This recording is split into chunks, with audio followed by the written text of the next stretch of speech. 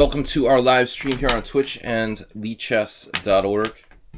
I'm your host, Sladgie, otherwise known as FIDE Master, International Master William Pascal.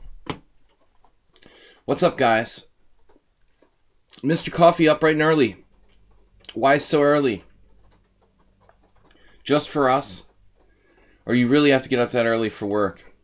Or it's a combination of the two? Asturbate's here. It's a little easier for Asturbate. Anybody on the West Coast, you guys can handle the 1 o'clock, you know. Is it 1 o'clock? Let's see, 9. Yeah, right. 1 o'clock plus 9. Seems right. 1 o'clock's not too bad, but for those guys on the East Coast, it's brutal. Yeah, that's tough. PSG Soccer Rook, I'm better off playing you a little bit later because I hate playing fast players in the first game when I'm not warmed up yet. Let's play someone slow. Guys, we're taking challenges 5 plus 3 through 7 plus 3.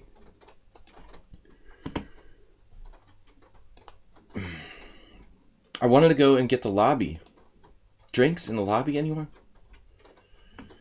Oh man, it's like, look, it's like dead in there. 3 plus 2 casual. It's actually not so bad for a warm-up game. If you guys want to play me, subscribers first. Anyone between 5 plus 3 and 7 plus 3? Breakfast beer. The Pennsylvanians are in the house. That's an early breakfast beer. Wow. I like it. So my worst experiences happen when I start drinking in the morning. That doesn't qualify as morning, actually. You're still drinking in the night. So this player I know nothing about. I hope I didn't click on like a rated game or something. It's like a provisional.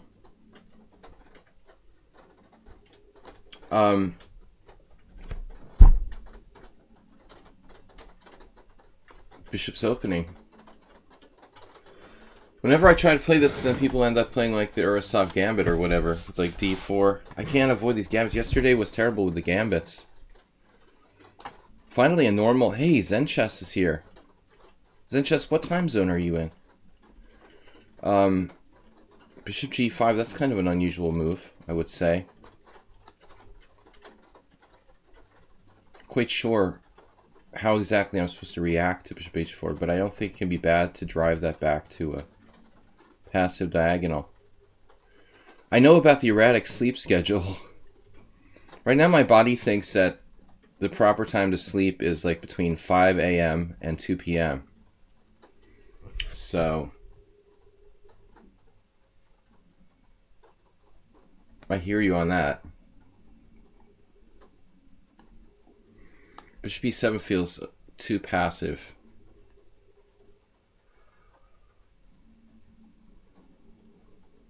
What's this guy's rating? This is just a warm-up game. Picked a random player. It's supposed to be 1300. I try to take every game seriously. I'm not going to be dismissive of someone because they have a low rating. I could play d5. This is asking a lot of the position. I think my center... Typically in the bishop's opening, my center can become pretty vulnerable really fast if I make any slips.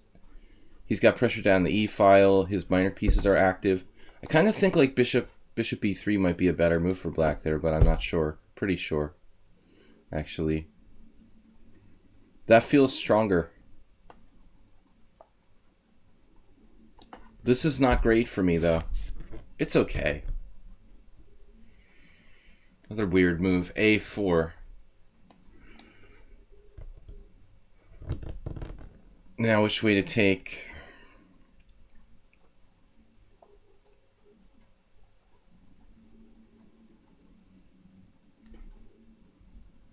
I guess taking with the knight is a little bit more normal. But really not that bad for white.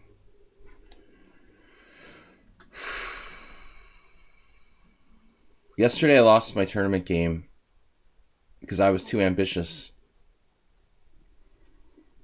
My opponent plays the Nimzo, and he plays this like really kind of dubious variation.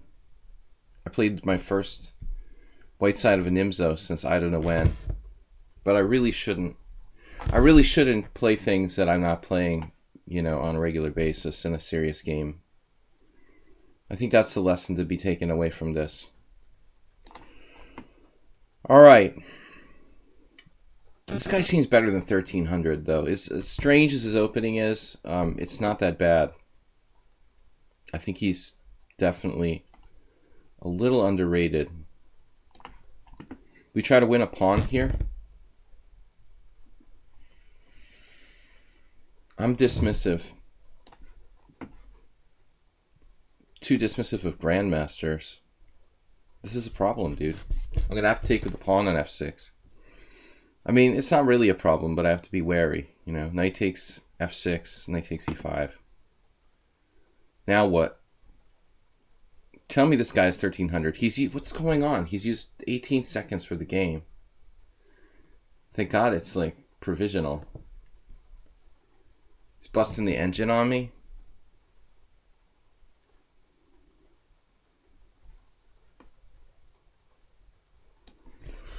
This doesn't look right. I'm going to lose this pawn. And then he's going to equalize completely. Come on with a 1300, dude. What's going on? You're not 1300. You were looking at the Hungarian Team League last night? A huge number of leagues and teams. Okay, so the first division is the strong one. We didn't qualify last year, although we should have. We had a ringer of a team, and it's ridiculous that we didn't make the first division. We totally screwed up. We combined two teams to make a monster team, and then they effed it up. And now we're just this lame team. I'm just on this like lame team in the second division. Yesterday I had to play my old friend Zlatko Lichess,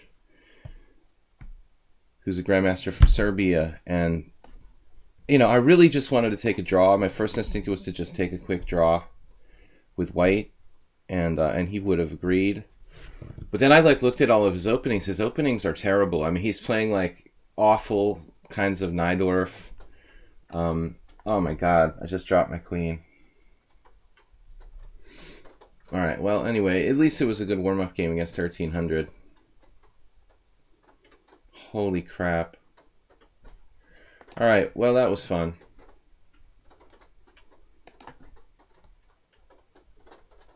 $1,300. Well, I just dropped my queen, but anyway, I'm having traumatic.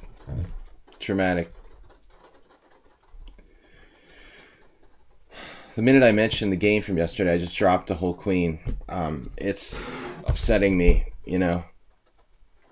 I just never lost like 2 games in a row in the team championship. This isn't blindness. I mean, I simply became distracted. All right, let's try to focus. I'm going to play Hiroku. No, he's not a subscriber. I got to play PSG Sakura. I hope PSG Sakura is ready for me to draw my queen. That guy was not 1300, even though he lost a pawn,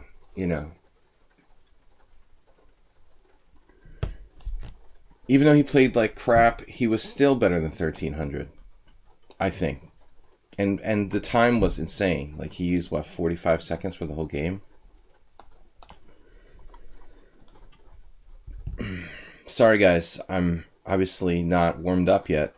So we're playing the same variation again and again. WJ Loof, don't give me a reward for for dropping my queen, please. I might start doing that on a regular basis. There was a couple simul games when I did that. All right. Same game from yesterday. Even though I said like take the guy seriously because he's 1300, I think that deeply I still didn't listen to myself. It's like, whatever.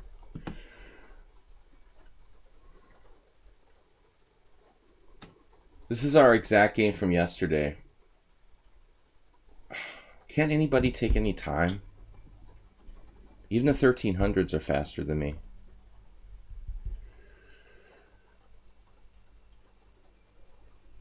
There's no time. I mean, not enough time to even commentate the game, practically. I looked at bishop e4, g5, bishop takes c3, pawn takes f6, queen takes f6.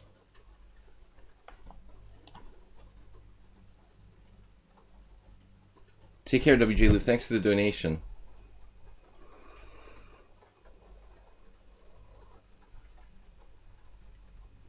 This is kind of like what happened yesterday. Maybe the exact position. I can't remember. I'm never going to like challenge one of those 1300s again. Even though he was lost down a pawn, he still wasn't 1300. I mean, 1300 is pretty bad. I don't know, maybe, but he wouldn't be that fast if he was 1300. If he was slow, maybe. I mean, I know what it is to be 1300. I was 1275 at one time. I know what it means to be approximately 1300. That was my first official rating. It's not like I don't have a clue. 5 plus 5, maybe. I think Uber Driver would just be better if I was awake and functioning.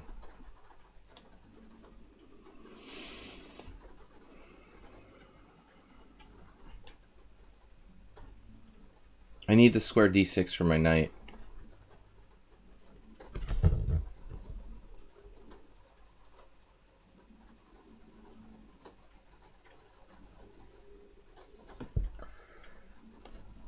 It's kind of a funny variation.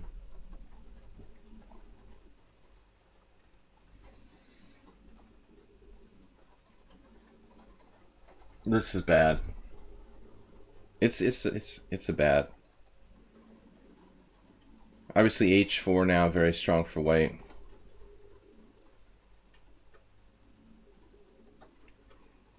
You have one more ride, one more airport ride. You're at Bradley? Or where? FIDE Trainer Net? TF Green? Logan. Logan Airport. Been there recently. Alright.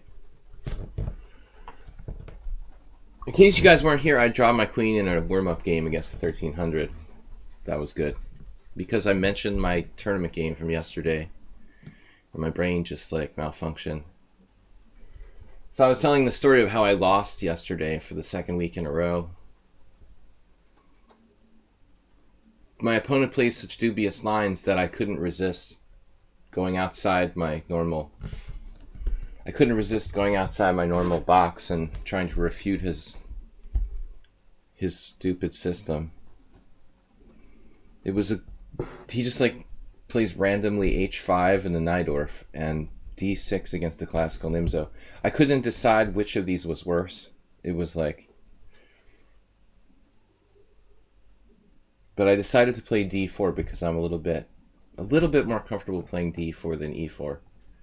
Even though I hadn't played the white side of a classical Nimzo in probably 15 years in a tournament game, I just randomly decided to play the white side of the classical Nimzo. Alright, so you allowed my cheapo, but my queen might be trapped. He actually calculated this. How far did you calculate this, dude?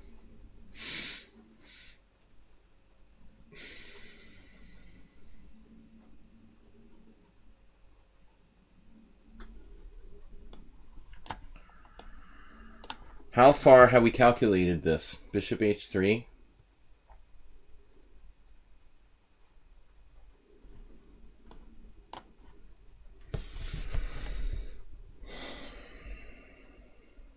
Am I losing 2 pieces for a rook?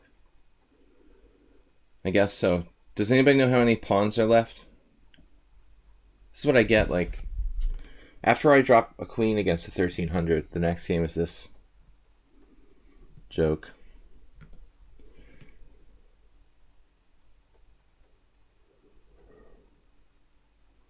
Yeah, Uber Driver, that's what happened with me last week. I just simply hadn't played in a long time, and I couldn't calculate, and as soon as I made a move, I saw what was wrong with it.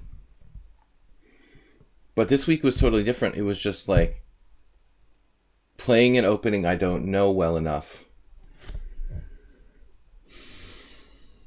He slightly changed his game from the way he had played 2 months ago.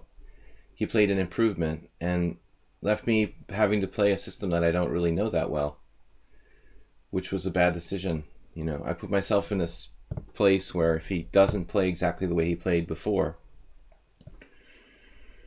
I'm not familiar enough with the positions that arise.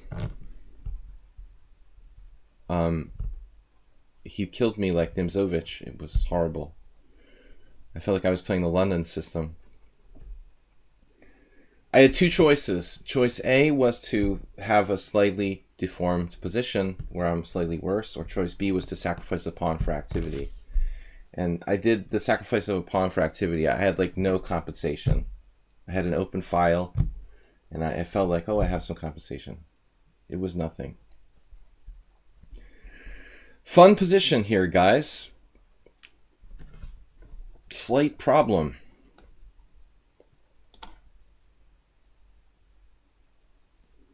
Feels like it should be mate. There's no mate.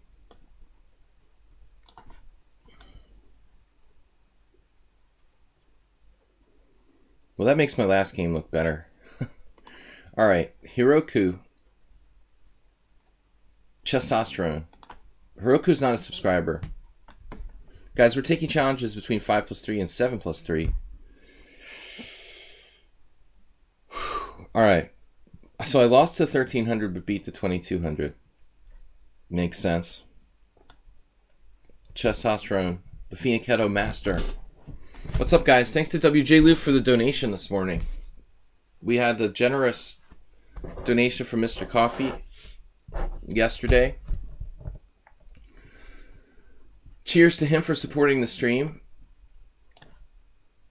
H5, yeah. It's a move. That's Shirazi does that. I've talked about C4, E5, G3, H5, which was played by several good players, including Moksudlu recently. I don't know if it's more sound than G3, H5, but at least you have that central pawn to start with.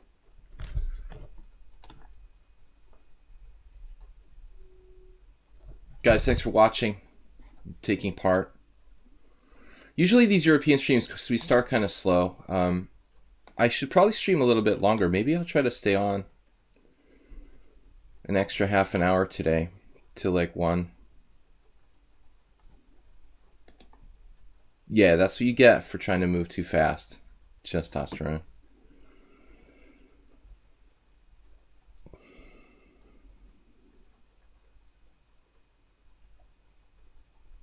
I'm just waking up, in case you guys didn't figure it out. Cool documentary? Oh no. The war games that were taking place on 9/11 and the confusion that caused. That was random. That's alright, we like talking about random stuff here, Zen Chess. No problem. Get the conspiracy theories flowing. We need something to fall back on when the action gets kind of quiet. So we're in boredom central now. It's basically like the Kali system versus the modern. Uber Driver called it a classical Peertz, but not really. Oh, you're asking for a classical Peertz? Well, I'm black. I mean, I'm playing a Mr. Coffee. The new name for the Tory attack is the Mr. Coffee. In honor of his donation, we're going to rename the Tory attack the Mr. Coffee. Recently, I had to stay in a motel, hotel, whatever you want to call it, and they had a Mr. Coffee machine there. I was thinking of you. We should have like a Mr. Coffee. Maybe we should make a Mr. Coffee emote. Like a little coffee maker emote.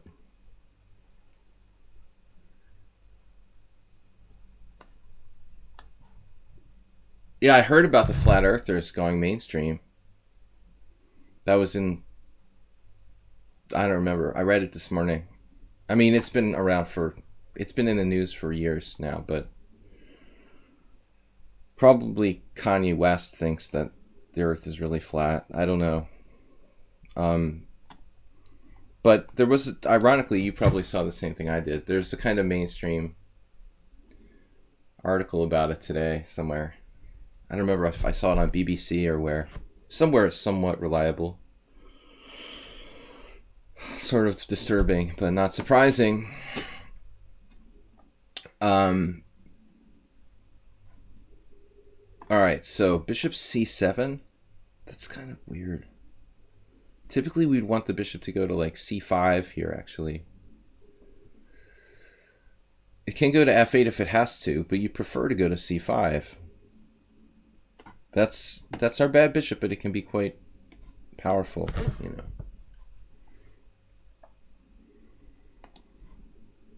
I play the white side of the King's Indian attack in some lines, so I will often get this kind of line. There was this funny game that I played a couple years ago in a closed tournament, and I was white against some kid who was pretty strong, and he took my knight on e3. I was so surprised that I almost like jumped out of my chair, honestly. It was kind of funny. I just didn't imagine trading this powerful bishop on c5 for a knight on e3, and I was literally like freaking out. I thought he was like, there was some combination that I missed or something. I was just in a state like, what? You know, I was visibly shaken. Just like traded it real fast. I was like, wait, why would you do that unprovoked without even thinking about it?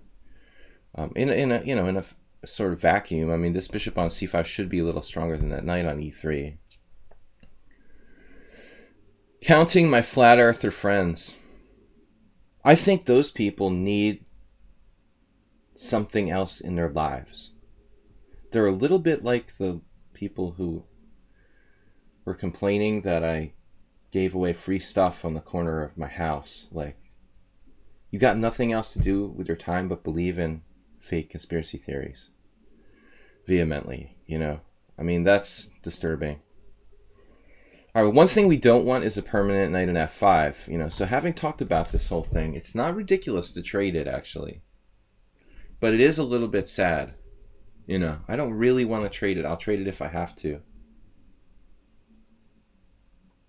I don't really want a permanent knight in f5. I mean, this might actually be a situation where trading it is appropriate. The other option is like bishop e6. You know, after all this chat, all this talk about trading it, but it's lame. Basically, I've had a number of games like this, usually where I'm white, and I end up playing with like two bishops against two knights, and being like a little bit better with white. But it's hard to make progress. It's hard to make progress with a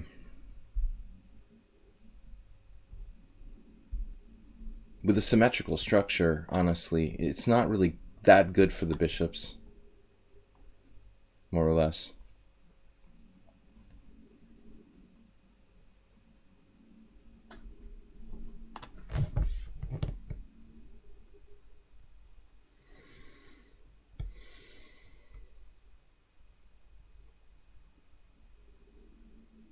I think there's kind of factors you have to consider. You know, like two bishops aren't always a big advantage.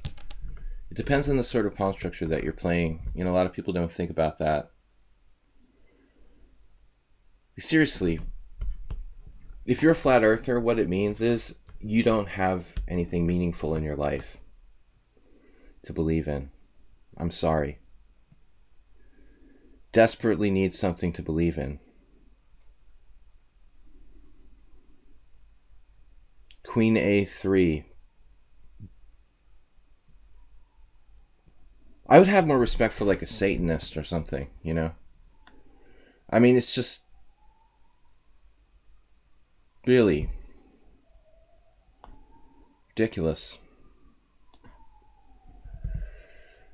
That's more likely, you know, to be real than a flat earth. Alright, so Queen B4. Number one, I'm short of time. I'm a little worried about this pawn, but his E4 pawn needs care taking. Also, his A2 pawn becomes weak. And I can even play like C5 if I have to defend my pawn on B4. The Church of Kanye West.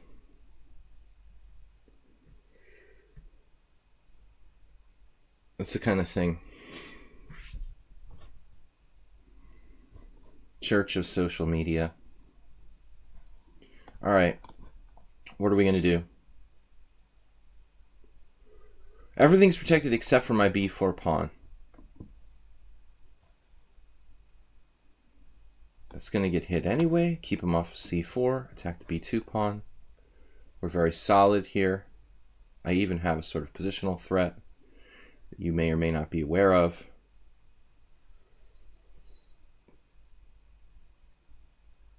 Down to 19 seconds. Oh, there it is. I'm not sure you had to protect that, you know, at the end of the day.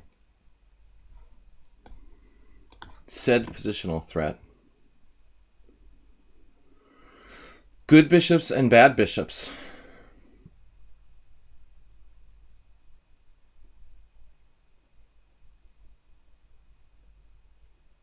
I thought maybe like bishop f1 or h3 to stop knight g4. I'm not sure that pawn was actually hanging.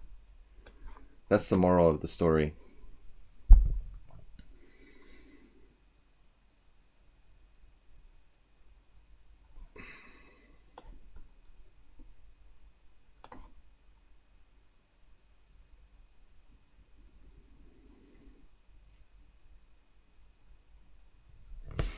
How's this bullet chess?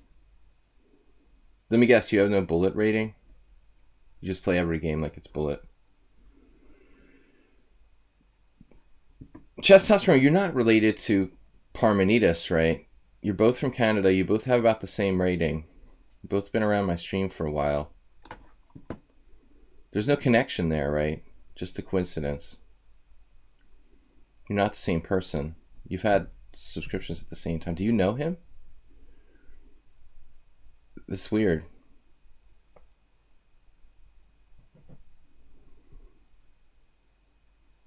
He was blitzing me the same way, and I lost on time. No, I hung a piece yesterday. You have a that's crazy. That's crazy, Anonymous. See, that's the kind of crazy conspiracy theory I'm talking about. I mean, how could you even consider that?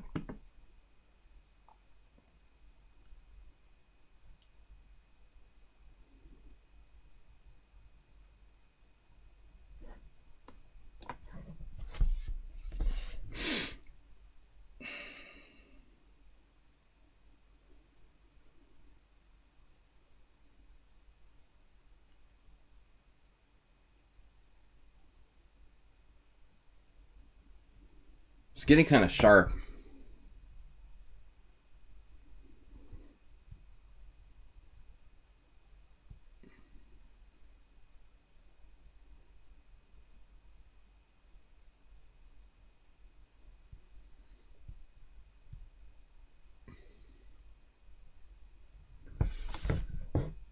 You guys are taking advantage of my jet lag. Alright, so knight d6, right? I thought knight d6 is interesting. You have knight f5 check, king f8. Guess he's just losing a pawn here, though. Yeah, he went a little too far. He could have played knight d6 the previous move. All right, so this was okay. This is hanging. This is a problem for me. You missed the boat. I have to be careful I don't lose both my B and C pawns, for nothing, for one pawn. So like this computer is pointing out, I'm only just barely equal here after knight d6. Not a very exciting line. I have to think of something else there. Playing basically c6 against the modernists, or c3 if you're white, it's insipid and should be banned from chess. I'm sorry. Hiroku. No, Hiroku's not a subscriber. Yeah, it's like very much the same sort of thing with terrorist groups. It's just like a feeling of belonging, mostly. I mean, sometimes it's like really deeply,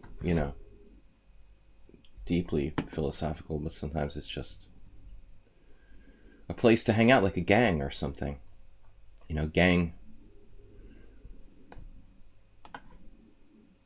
Gangs give you a place to hang out and shoot people, instead of like getting educated and do something constructive. All right. Why don't you copy me? But you didn't. Too late. You played c4. I'm terrible at openings. Baleful. Chess 960 openings especially. I'm not very good at normal openings, but particularly terrible in this. Now, bishop e4.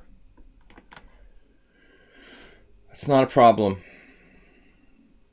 What about the knights? The knights are pretty sad here. What are these knights doing? Right? Seriously. These knights are not looking good. Thanks, Turkey Farm. I don't know. I mean, I felt like the critical moment was when you played like a3. You don't need to defend that pawn, because I think if I take it, I actually get a piece trapped. But I'm not sure it was easy to solve the problem. I don't like playing bishop c5 takes e3. I'm giving up my dark squared bishop. You should be like a tiny bit better there. I've played that type of position with white. I would switch sides, most likely, if I could, against you in that position. But nevertheless, I've played with white. It's very solid. The game that I didn't beat this little kid, where I almost fell out of my chair when he played bishop takes c5, I was like better, but it's still hard to win. As was the case for you, I think. When I play bishop takes c5, white becomes slightly better in that position. Yeah, queen a3 probably not so great. Typical, like, queen that's kind of off sides. 10-yard penalty. Wait, what's the offside penalty? 5-yard penalty. The Patriots beat the Eagles yesterday. I was like watching really late. NFL, it was like, God, it was late. So 10 o'clock start, here 10:25 start. That I turned it on and it was like 10-0 Eagles.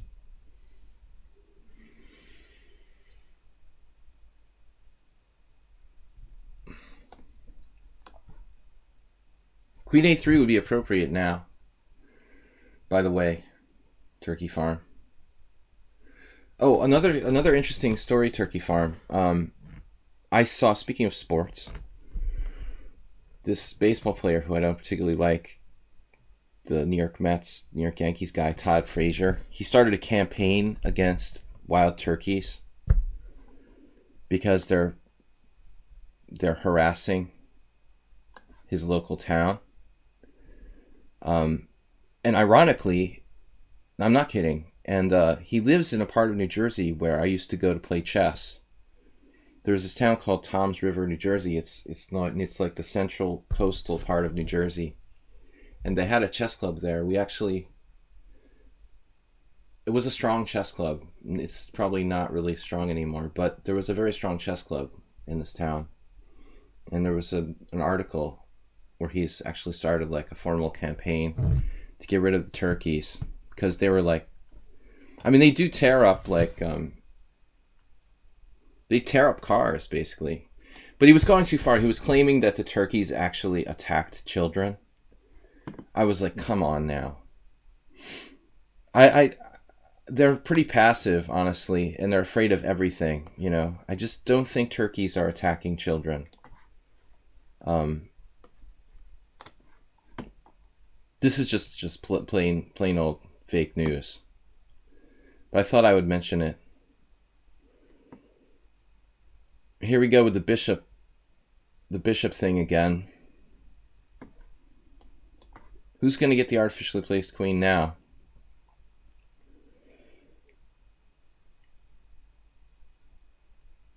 Like, if you even go within like 30 feet of them, they run away, you know, and it doesn't take like pretty much anything would scare them away. I can't imagine they're like attacking small children, you know. There was like a small child within 20 feet, like maybe like a little tiny baby, like a 6-month-old baby. If you put it on the ground, like near the turkeys, they might go and peck it or something. But I mean, seriously, like anything like walking, they would be afraid of, you know. It's just, it's not right. It's like turkey abuse. I just thought it was just ridiculous. Bob's here. Yeah, Bob. There's a campaign by a Major League Baseball player against wild turkeys. And I think it's just wrong.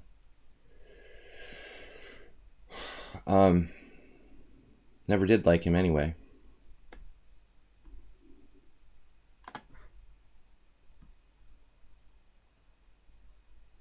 Oh my god, your d3 pawn's just hanging. What? I went here?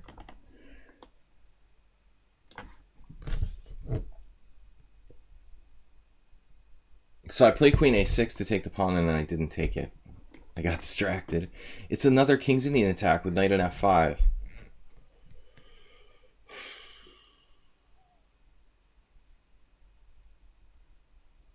That sucks.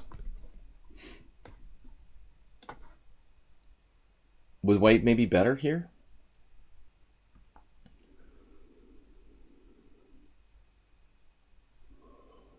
Interesting grammar. Wooba. All right. It's still early. I'm taking a page from Turkey Farm's book with queen a6. Having criticized awkwardly placed queens already today. Yeah, bishop a3 is a good move. What does it lose a bishop? Rook a4 resigns. It's a good idea, though. I like the idea in principle.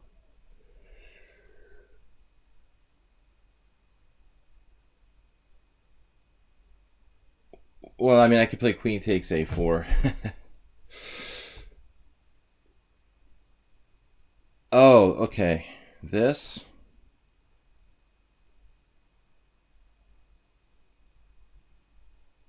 He's got the better bishop here and control the open file. The only thing I've got is space thanks to this d4 pawn, but it's not really enough. I had hallucination and hallucination, as usual. Well, I missed my opportunity to take the pawn on a3. Whatever, d3. Slowly I'm waking up, guys. And our stream is waking up. We're up to 20 players viewing. I'm going to stream a little bit longer today. An extra half an hour bonus. So we're going to go till 1 o'clock. Does that make sense? That makes sense. Yeah, this is the problem. Like, I hallucinated I could play knight c5 or trap his rook or something. I can't trap his rook. That's ridiculous.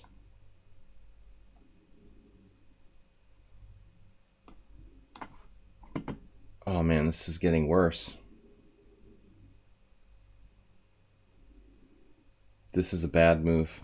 He missed bishop a5. At least one of us sees the good moves. I mean, it's a good move in a sense. He wants to play queen b3, but bishop a5 was just stronger, you know?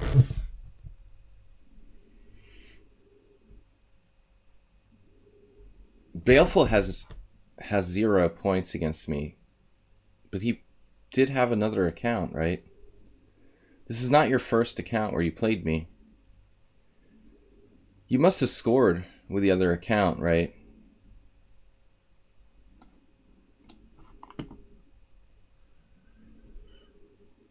I just think that our numbers are better when I like what always happens when I'm streaming on these weekdays. It seems like we have nobody watching, and then it starts to pick up around 1 o'clock or just before I sign off. So I thought we'll extend the stream just a little bit because we're always getting more viewers right around that time when I'm signing off, which is sort of stupid. Baleful is slightly better now. Maybe more than slightly better.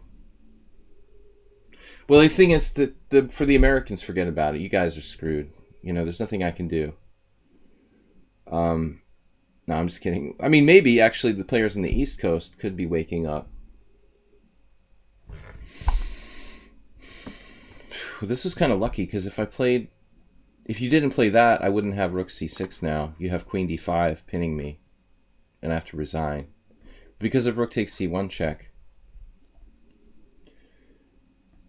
Just refresh the chat, FIDE Trainer. It does do that from time to time.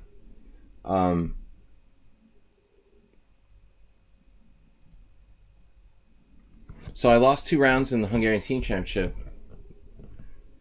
It turns out that I probably played like 2 of the strongest players that I'm going to face in the first 2 games that I played, but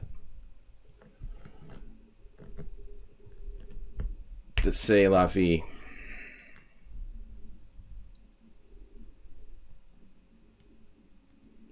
Yesterday against Lichess, we were analyzing after the game, and I realized his rating is like ridiculous. It's like mine. It's like the guy's like 100 rating points underrated. At least he's like 2396. He's like a 2396 who plays like 2500. You know, I mean, it's insane. The guy used to be like 2577. That's his peak rating. How can you go from peak rating 2577 to 2396? Just like making a lot of draws with people without playing or something? And you're not that old? I mean, I can understand if you're like 70 or something. You were what? You're up at 5 pieces against the 2650 bullet guy and he timed me out? You officially peaked? Oh, you got a draw. Oh my god, F5? Is that a threat?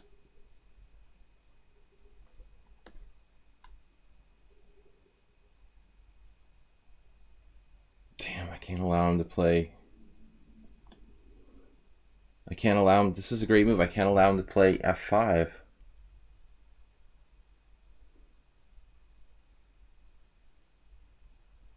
I could be in serious trouble here. Yeah, I mean, it's weird. You're up 5 pieces.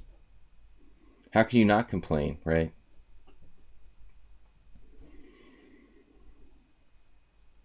Great positional game. But so I'm playing this guy who I've played many times, and honestly, I realize he calculates really well. This is the second opponent I've played who basically played like no inaccuracies. Both games I lost. It's not like playing on lichess where people make like a couple of inaccuracies. At my last 2 tournament games, my opponents like made no inaccuracies. It's like 15 cent a pawn loss. And my opponent's average rating is only like 24.15 or something, 24.20.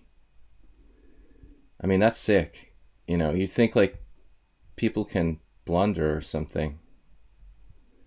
What am I going to do here?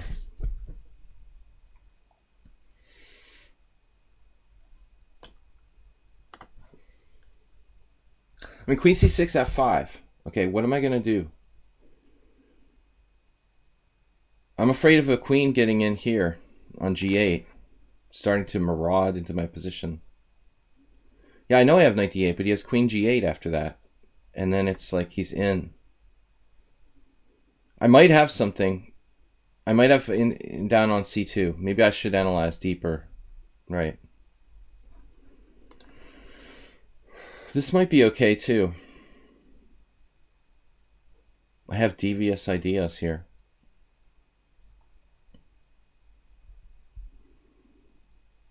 I just didn't want to allow f5.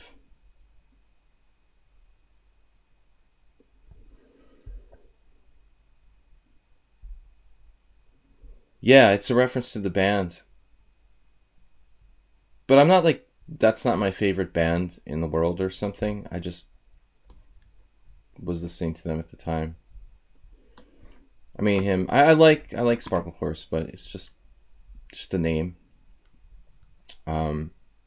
It's not a reference. Everybody thinks it's a reference to My Little Pony because they don't know any better. But you know, that's natural. So we go with the pony joke. You know, that's what it's all about. All right. So what's up with this knight endgame? Knight d5, knight b5, knight b4. We play for win. We play for win. Should we actually play for a win here, or should I take on d5?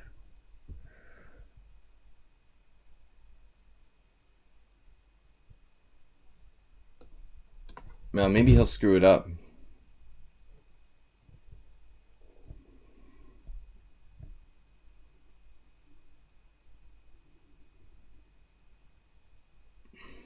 I don't listen to music on the stream. A lot of people do that, especially like younger streamers, but I think in terms of the chess stream, just too distracting, so I wouldn't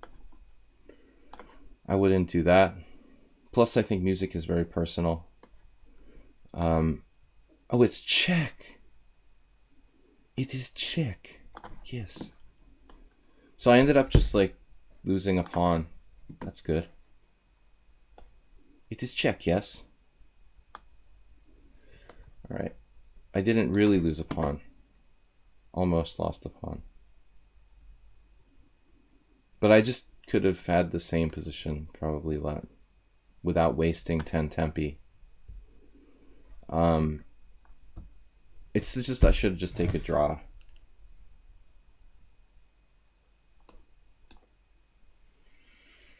Maybe he is worse now. Pawn structure, health level.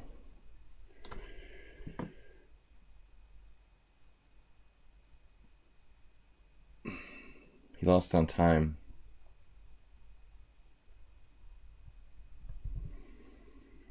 Not really an impressive game by me. Trouts, Morales, killed by bacon. Oh man, I love that. That's like the greatest name ever. Guided by Voices. Another great band, but Guided by Bacon. That would be better. Most people would understand that though. Oh, you are killed by bacon. I didn't even realize. Yeah, lots of possibilities for bacon to be a funny name. Trouts. All right, Morales is a subscriber, so he goes first. Then we'll take the non-subscriber. Bacon is the way. I've had some boring games today, guys. I'm sorry. But it's mutual. The fault of both my opponents and myself for combining to play boring chess. Some of these openings were more boring than others. I'll try to play more sharply and interesting. Yeah, bacon is a popular meme. I've seen a lot of bacon t-shirts and bumper stickers lately. Not lately, but in the last year or so. Morales, what's he doing? He's playing some kind of semi-Slav. I feel like the Catalan, I'm trying not to be boring. I guess I should have played something else. This is not that boring. I'm going to sack a pawn.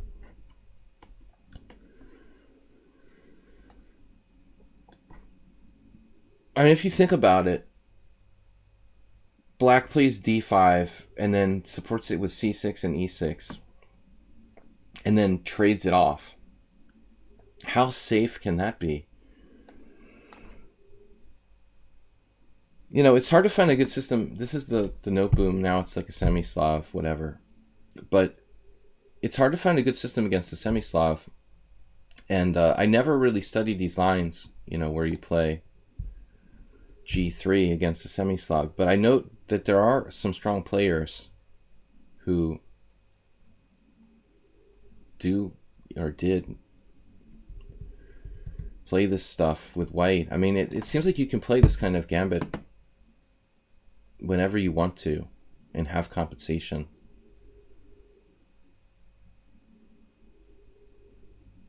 My good old friend Alexander Wojtkiewicz, who was Polish Latvian grandmaster who lived in the United States, died over 10 years ago, tragically. He was an opening theoretician, and he really loved to play g3 against everything. But he especially excelled with g3 against the semi-Slav. But this is crazy what Morales did. You cannot do that. Like, you have to take the pawn. There's no other choice. I don't think that you have an option to do this. Just let me break your pawns up with b3 and not keep the pawn or try to keep the pawn. I don't really think that's a valid option.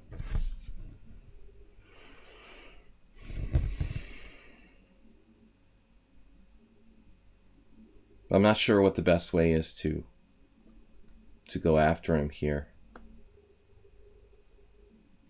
Some funny lines, actually. Bishop a6. Yeah, no, it's not so easy, but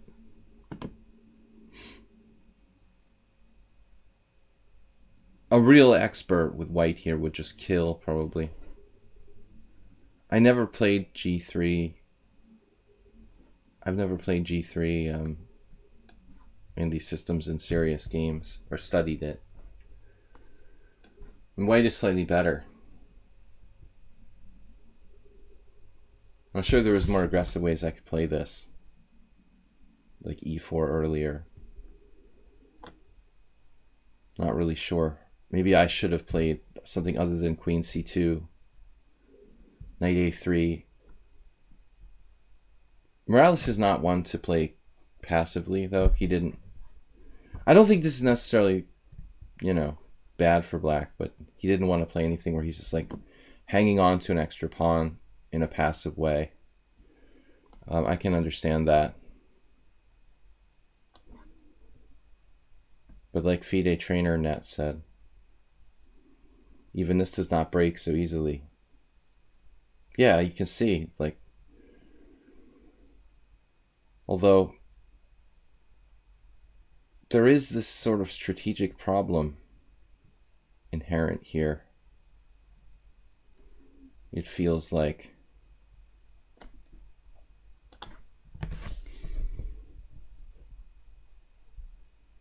right. I mean, you've got the long diagonal problem. Nothing will ever really take that out of the position. I mean, this is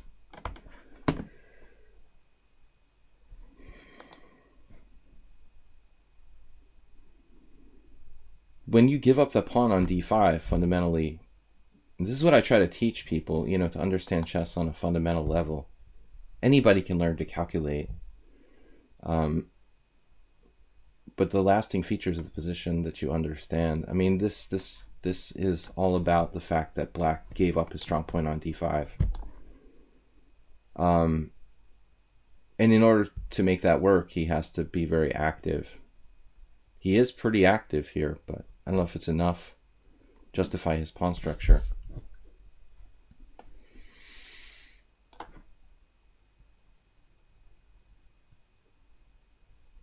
I mean, you know, transferal of advantages.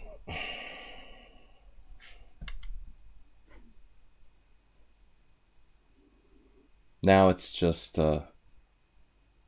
looking better for white with strategic. Good decision by him to play e5, though. If he takes, he was done. I mean, I think it was like pawn takes d5, e5 resigns almost. So, I don't know if he saw that even. I mean, just my passed pawn I could take back and be better, but I thought this might even be stronger to play ed, e5. e5 is ugly, but he's hanging on now. You know, it's not that easy to break it down.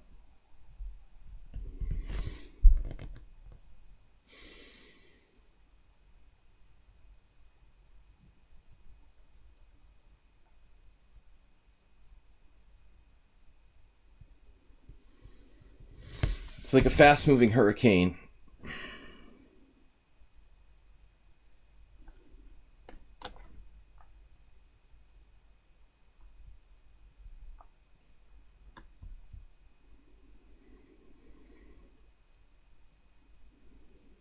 Focus, you got this. He doesn't got anything here, but he's got a worse position with a bad structure and a protected passed pawn at d5. But he needs to focus on trying to hang on. You know, I think that's the truth. a4, 98, a good move, maybe. Unfortunately, I no longer have bishop h3, which was definitely a concept. Would have been particularly strong now. d6 is possible as a pawn sack to get my knight to d5. Not sure what it really does. As my time ticks away. Queen a4.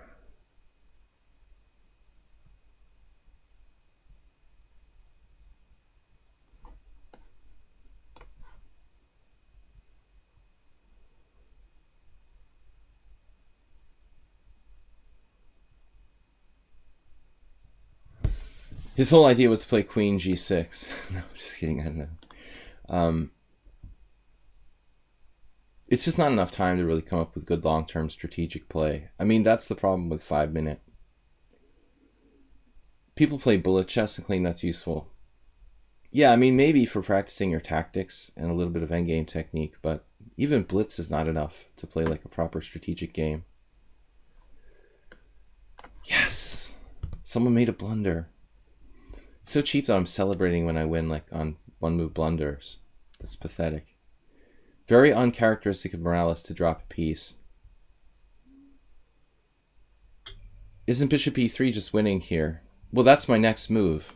Well, actually, I was going to play rook b1 and bishop e3, but that's what I was prepping when I played h3. God, man. Is my queen trapped? Obviously, white has a large strategic advantage.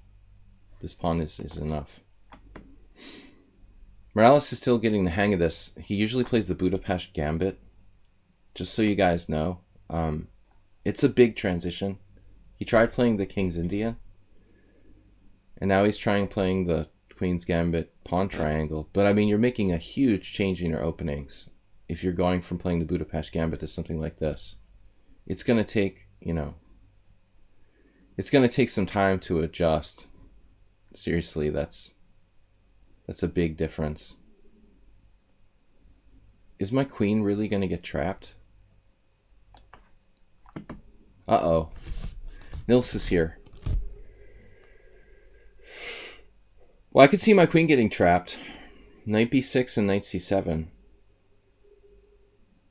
White to move. Queen b7.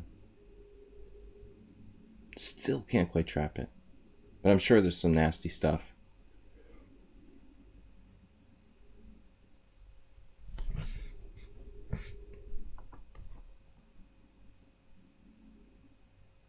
Morales, it's going to take a while to adjust to new openings. You need to give it time. Don't do what I did, which was one of the worst things I've done historically.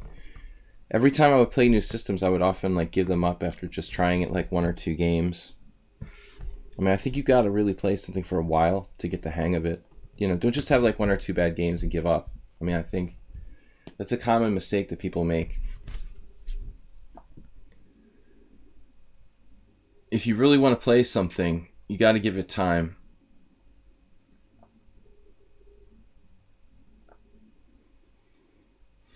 Queen b5.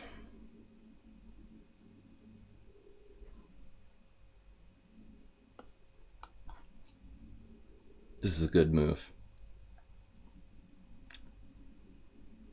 Although, judging by his quick response, I'm not so sure. Uh-oh, he's got a plan.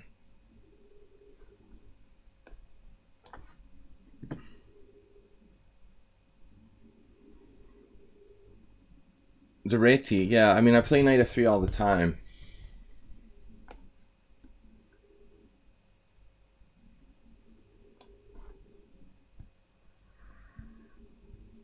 I'm at the point where I'm sick of the Reti, and I think it doesn't offer much.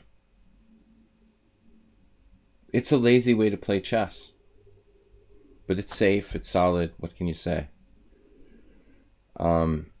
Yesterday I lost because I played d4, and I've been playing the Reti and knight f3 a lot, like in the English, primarily for the last 15 years. I used to play d4 as my go-to opening with white. But if you don't play, you know, critical theory regularly, oh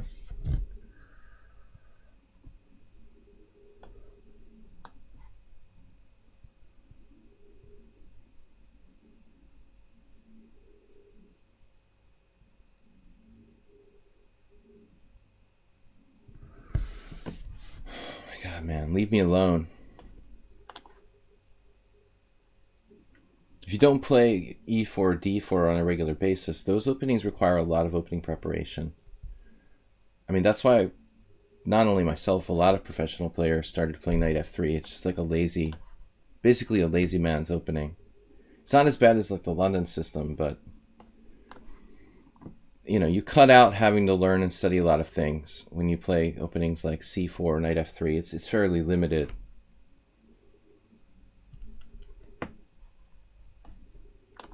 But I don't think it offers much. You know, knight f3 is just not as good as e4 or d4.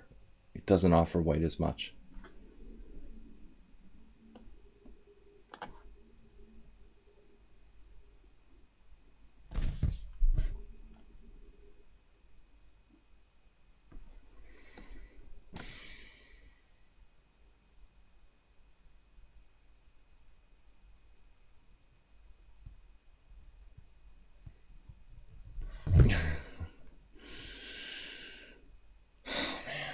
Alright, he resigned. Why resign now?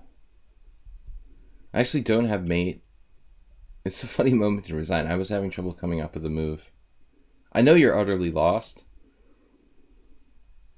Oh, your knight's hanging. That's why you resigned. I didn't even see it. Didn't even see it. I was focusing on mate on the back rank. Sorry, my bad.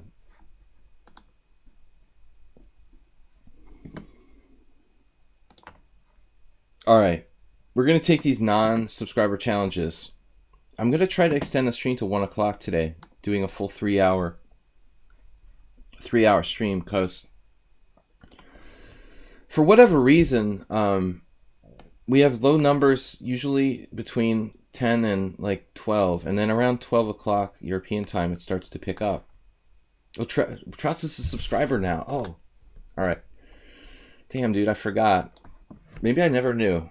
I think I probably noticed. That's awesome, man. Alright, my bad. I should play Trouts. Hey, yeah, it's late for Trouts. It's West Coast time. Yeah, no. Yeah, I didn't see any chat or anything. I'm sorry.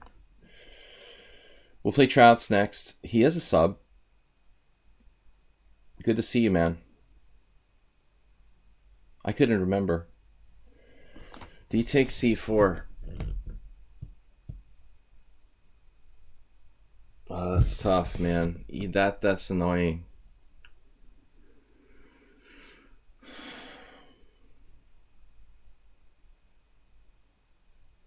I wonder what I should play here. I doubt Queen A4 check is great. You could play that, though. Queen A4 check, Bishop D7, Queen C4, Bishop C6. Knight E5. That actually looks okay. Queen A4 checks C6, Queen takes D3. Sorry, C4, B5. That's actually semi-Slav like. But I think like the normal way to play is this. But I'm afraid this transposes some kind of like decent position for black. Kramnik style.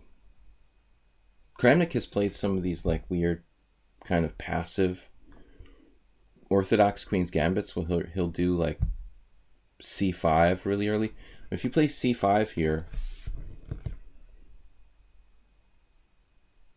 you have a position that's kind of similar to like a queen's gambit accepted Steinitz variation, but my bishop's like out on G5.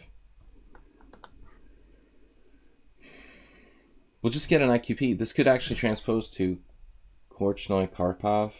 There's a famous game that Karpov won against the isolated pawn. It was a Nimzo. I'm wondering. No, maybe not. Just doesn't seem like white is anything better than playing this. You don't have to exchange right away. You could play knight c6 there, but maybe this is good. It looks like Karpov Korchnoi, Karpov black. I mean Korchnoi Karpov. There was some game where he managed to play knight h5 and force the exchange of dark squared bishops, and then he just sort of traded off some of Korchnoi's pieces. I used this in some middle game lessons. He just played a perfect isolated queen pawn game, essentially. Eventually, Korchnoi had a knight on e5, and black traded it off with knight c6, come to think of it. And Karpov took back with the b pawn on c6. So it was that weird structure where there's like an isolated pawn on d4 and isolated pawn on b6.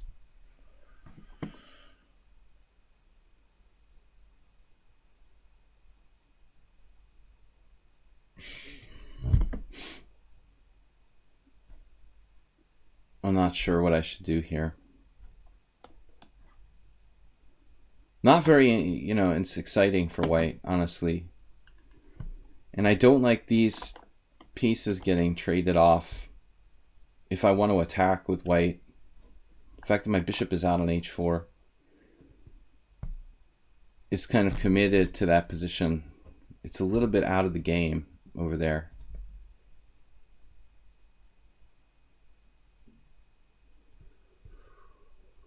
Guys, welcome to my stream.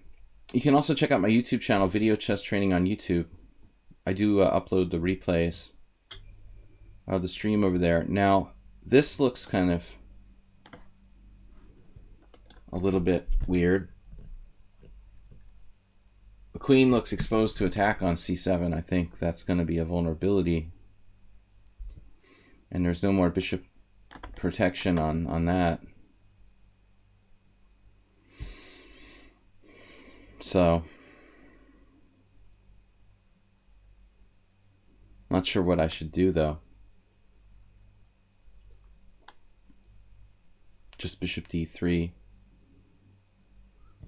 A lot of potential squares. I don't know, bishop b3, bishop d3, queen e2, queen d3. There's a lot of different moves I can make there.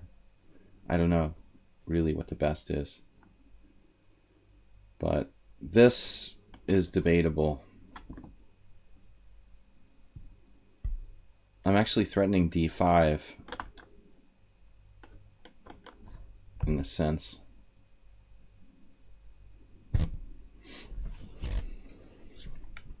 Maybe he wants to play like rook d8.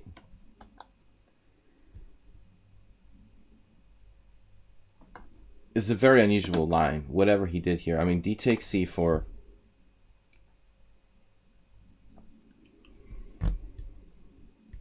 I have seen some funky stuff. Sometimes people play like a6 instead of h6.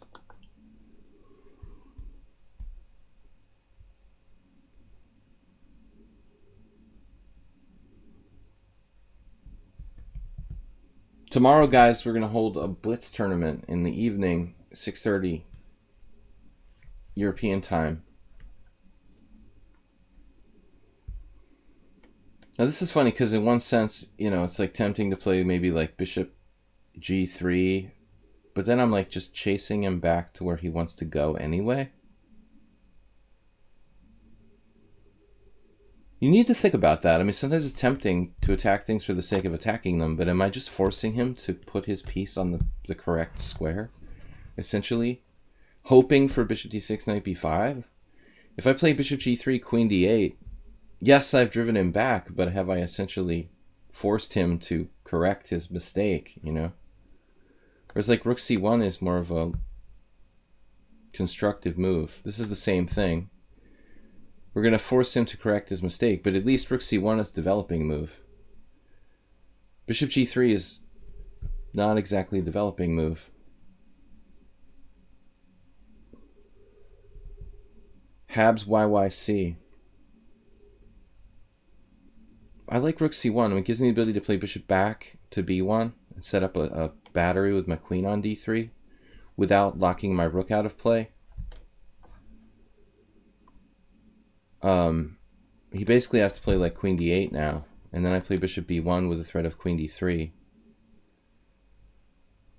Now he's just ignoring the threat of discoveries, and then knight d5, queen d8.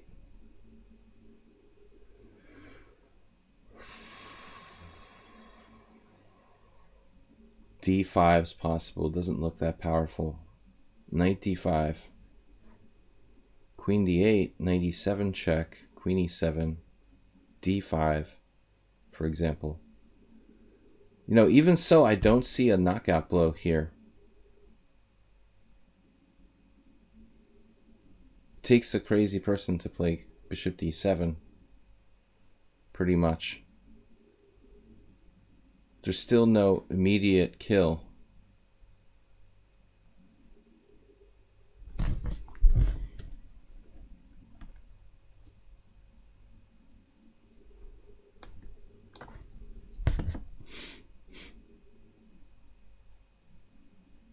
Sometimes this queen can actually go to f4.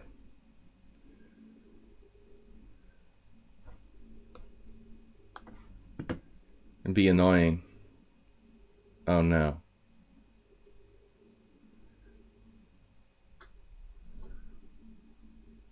Speaking of annoying.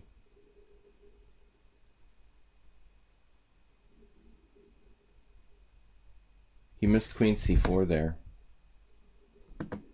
That's just an extremely strong move.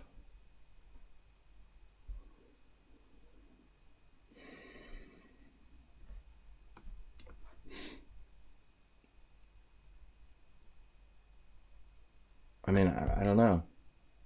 I probably missed some sort of forced wins.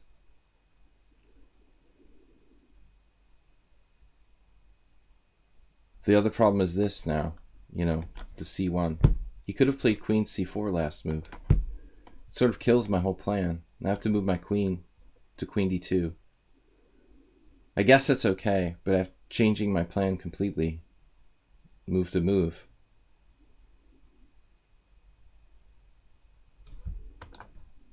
Doesn't look right.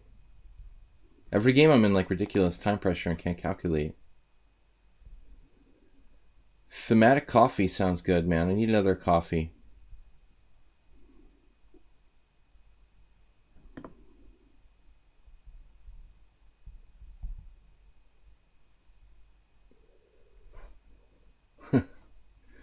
Oh no.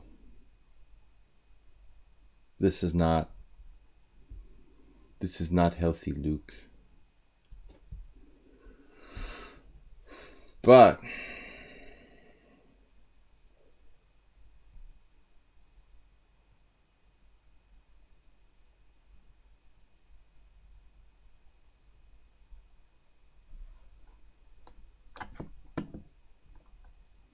Failure to find the knockout blow. I had a better move there. I think I did. Believe it or not, I think I had a better move there.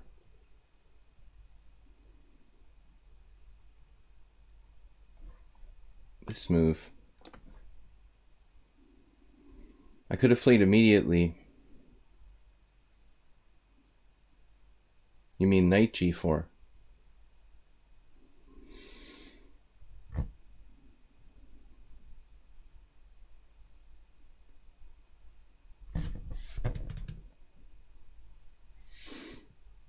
The question was, how strong was this move last move?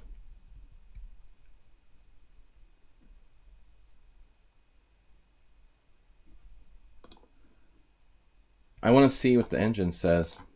How bad I played this. The only game where this has ever been played is Pinter versus Nikolic, 1987. I actually briefly worked with Yojef. He's a really good guy. He played Rook E1. That's what I played. And now Queen C7. Nobody would play Queen C7 here. I mean, black is slightly worse in this position. This is a bad move. So now he has to go back to D8, but he played Bishop D7. And then this is interesting because it says like plus 2.6, but there's no knockout blow. I actually played the best move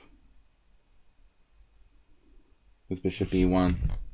It's so tempting. How many people would play Knight D5, you know? Because it's like there's nothing there. It's not enough there. You know, it's just like you're trading off your attacking pieces. You go for more. Rook A C8. Queen D3 is also the best move. Well, Queen C2 now, the computer's saying. Because Queen C2 would have averted Queen C4. So this was the best move. G6. I thought he could have played this. And then Queen D2, right? Oh, I have Knight D5 now. Oh my god. That I didn't see. Alright. Let's see the end, though. After G5. I should have played Knight G4 right away. More accurate. Alright, Trouts is a subscriber.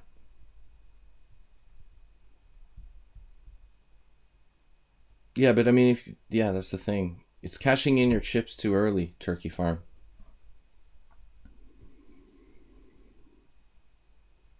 No. Do you want to take the prize that we have offered you, or do you want to see what's behind door number 2? I was going for door number 2.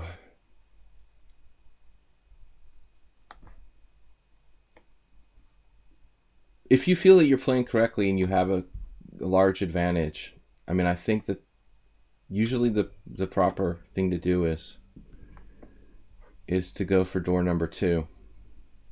You just keep trying to increase the pressure. Never trade, never waver, you know, from it, just increasing the pressure till they pop, basically. Knight D5 is okay for, yeah, it's okay if you're playing bullet chess, man. I mean, if you don't have time to play a strategic game or something, it just depends on the time control. If you don't have time to think, then yeah, Knight D5 would probably be what you have to play.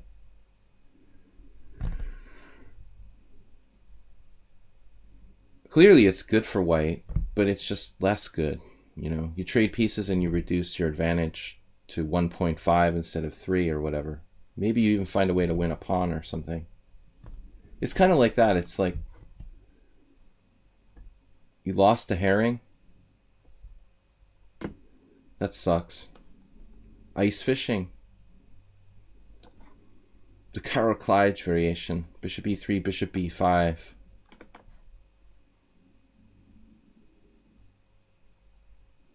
We won't tell our Carol Clyde story again. Is Jim here? He's not here. He's not here. All right. I remember Danny Edelman.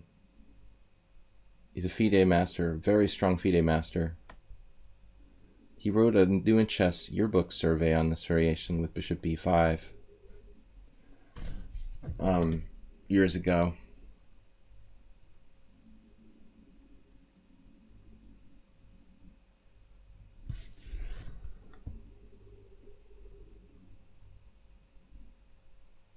This is my preferred move.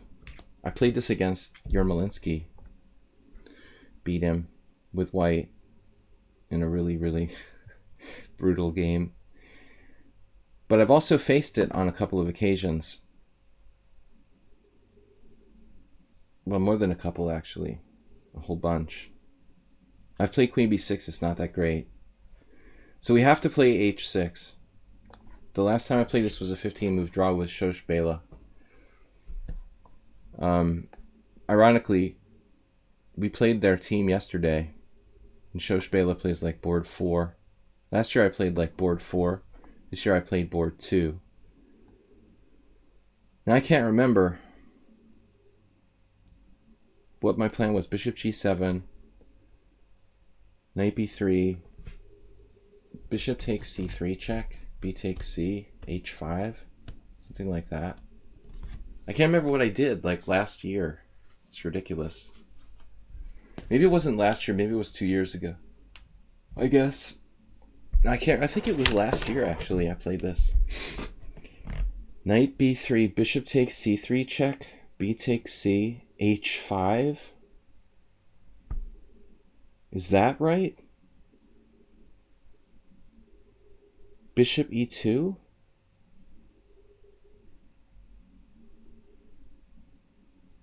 I can't even remember. I had it worked out, like with the computer, that it's just like at least okay for black.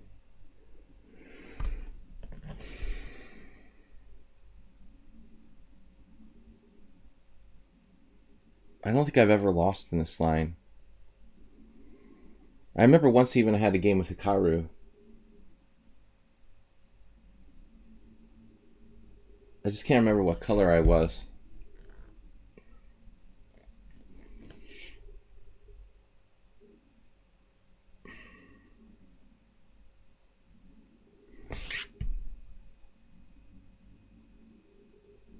I think I must have been black against Hikaru. The young Hikaru. This is just supposed to be good for me, I thought. Bishop takes c3 check and queen a5. Does that win a pawn?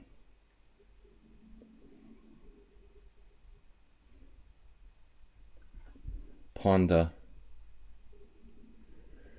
Win a Ponda. Free Ponda.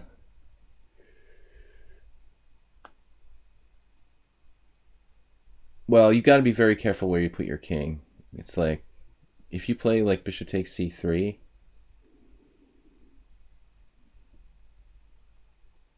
I think all options are open when you play g5 in this variation. You got to keep your options open. I think all three options, castles kingside, castle queenside, or just leave the king in the center. It doesn't win a pawn. He's right. Mr. Killy, but don't be a spoiler. You're right, it doesn't win a pawn. Shit. What else would I play, though?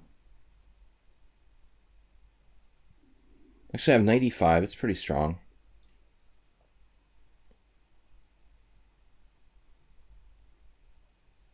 But you're absolutely right.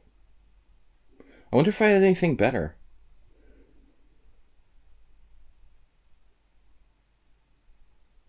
If I don't do bishop takes c3 check,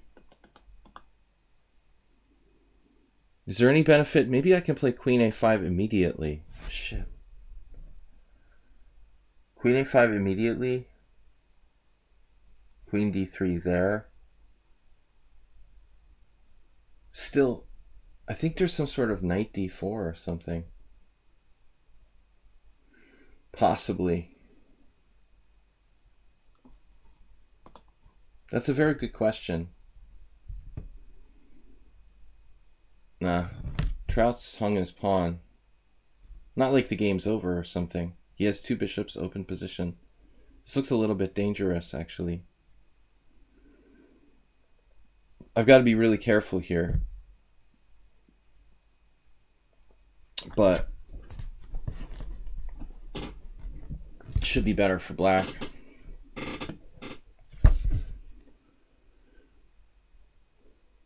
Check it after the game. If I messed it up. I mean, nobody plays knight f5, basically. Yeah. I don't really like playing g5, but it's a must. I tried playing queen b6. It just sucks for black. The only other move for black instead of h6 and g5 is knight g4, bishop g5, queen b6. And it's barely playable for black.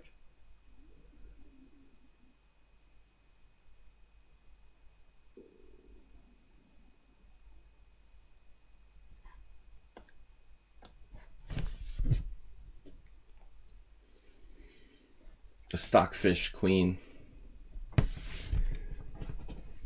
I don't know. He has compensation.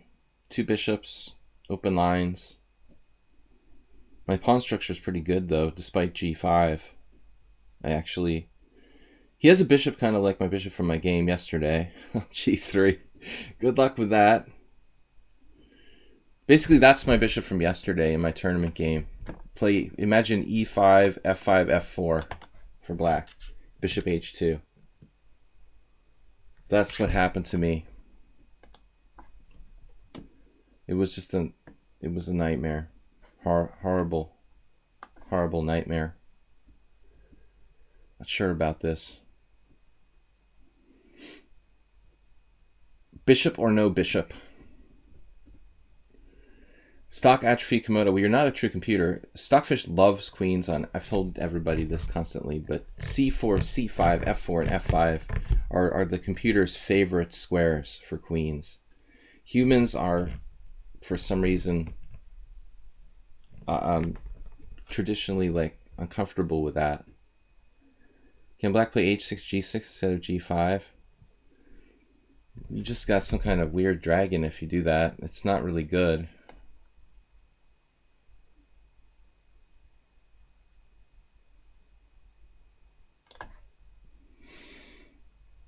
Oh man. I gotta be careful. Come on. Rook b1. Rook b1. It's actually not trapped. Please, rook b1, rook b5. I have queen a3. You can get out. So you've got my bishop from yesterday. Alright, no, this is not that clear.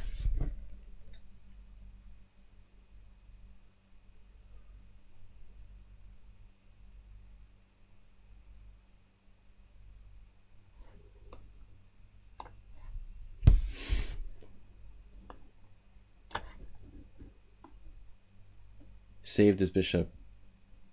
The bishop lives. I would like to trade that bishop pair off, I have to say.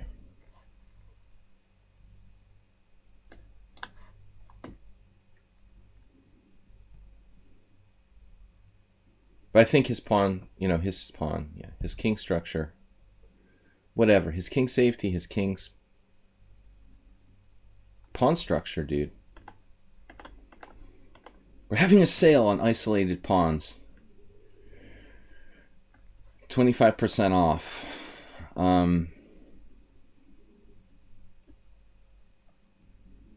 Still, it's not that easy. You guys were asking where I should put my king, right?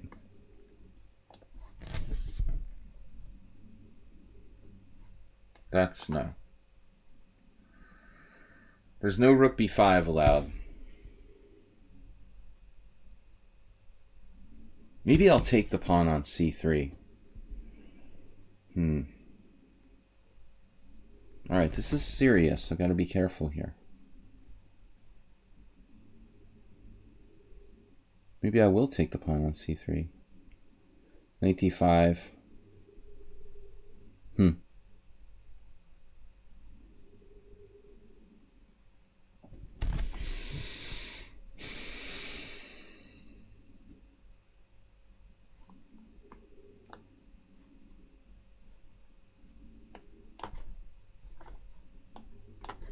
Jesus.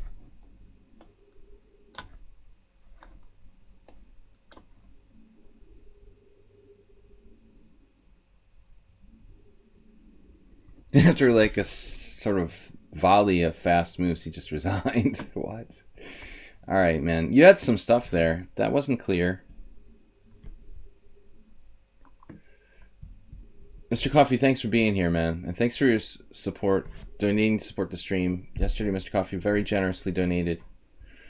If you donate, I do put your name in the Twitch page under donations for 2019. Appreciate it, guys. Killed by Bacon, Mr. I don't know how to say it. Mr. Killy. Killed by Bacon. Killed by Bacon. Yeah. All right. Is it a coincidence? Mr. Killed by Bacon is from Israel. I think they frown upon eating pork products. Okay, e4, c5, knight f3, knight c6. I think it's just a funny name in general.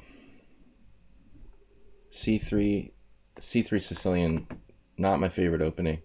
Actually, I think it's even more effective against knight c6 than normal. If you play c3 on move 2, it's one thing, but this move doesn't really help black that much. It just develops the queen side.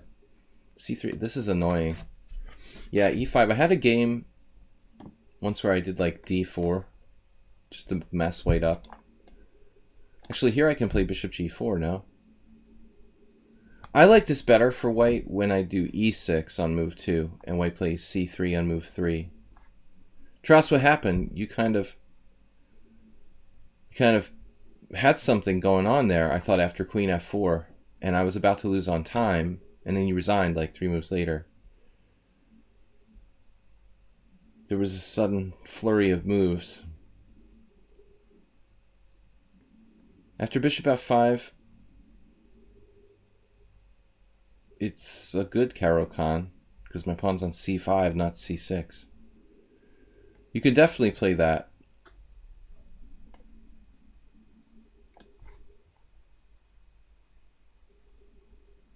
Generally speaking, he's not supposed to play e5.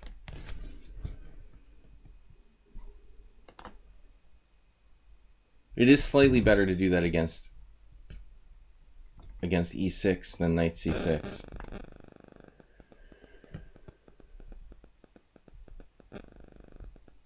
Yeah, Trouts, I think if you don't lose the exchange there,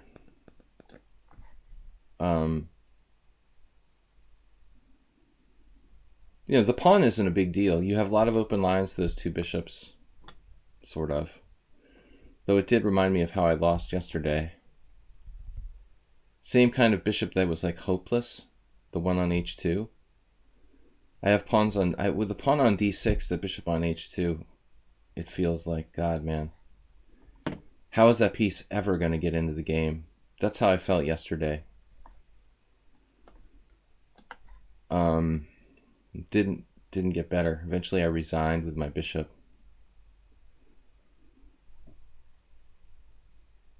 But that's a sharp variation you're playing, and I have a really good experience with that. Like I said, I did lose once. You know who I lost that variation to? It was the food poisoning game. A very young Alex Lenderman I lost against when I contracted food poisoning. Right before my game, I was like projectile vomiting in the middle of the game. And eventually, I asked the tournament director if I could just withdraw from the tournament. It was round 1. This was in 2003. Right before I moved to Hungary. So I wasn't in 100% good condition when I lost that game. Needless to say, but Lenderman is a talent. He did become a GM. All right, bishop takes c6, check. I guess I take with the pawn. Pawn is pawn. a5 is interesting. a5, queen a7. Got to kind of bind on my queen side. So I have lost once against bishop e3. I have a really good score with black, though. A draw against Hikaru. I never lost. I beat Brian Smith. I don't think I've ever lost except for the food poisoning game against bishop e3.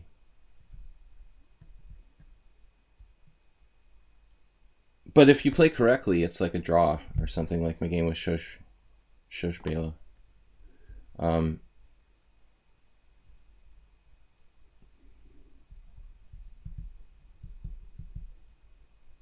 I mean, it's not the forced draw, but it's equal. It's not a bad variation for white. I play it myself, actually, as I said during the stream.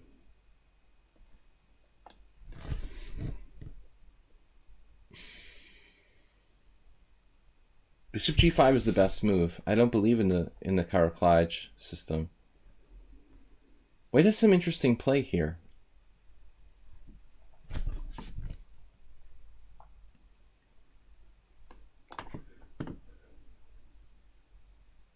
Do I use a computer for my over-the-board preparation? Yeah, like yesterday, I prepared for my opponent. I did a little bit of analysis. But it didn't matter because the guy couldn't remember his own games, you know. After the game, I was like, you played a different move against this guy. He was like, oh, I don't remember. Well, I mean, that's the problem with preparing. Like, every time I prepare, it's almost like inevitable that my opponent either purposely or accidentally avoids the preparation. You know, the top players clearly prepare a lot, but I think the most important thing is to prepare your openings, like, in general, for yourself,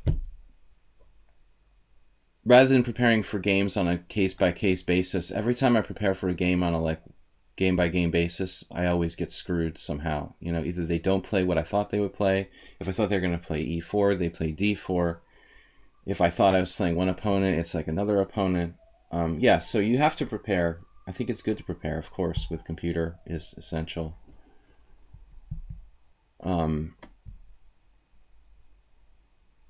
Absolutely. I mean, I don't just go to my games if I know who I'm going to play, you know. I've played tons of round-robin tournaments where I had to prepare for my opponents. I've probably played like 25 Grandmaster round-robins in the last 25 years, 20 years. I have extensive experience preparing openings, like, but as I said, like, most of the time, it seems like, you know, once in a while you get really lucky and everything goes exactly like you planned. But it's really, like, very uncommon that happens. For every time that you, like, get a perfect preparation and everything goes according to plan, or you unraveled some great idea, there's like 5 times where it just didn't even come close to what you hoped.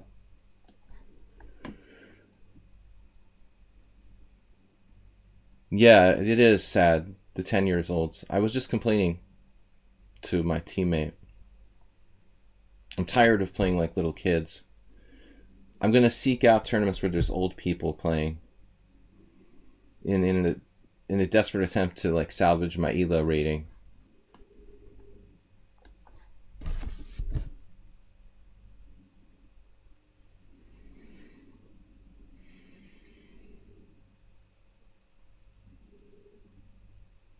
Killed by Bacon has some game. He's not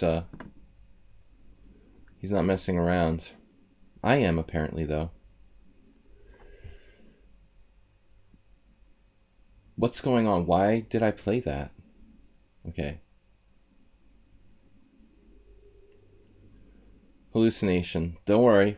We'll be alright. Maybe I should just castle. No. King d7? Ugh. Queen g7, king d7. Was that my plan? Not really.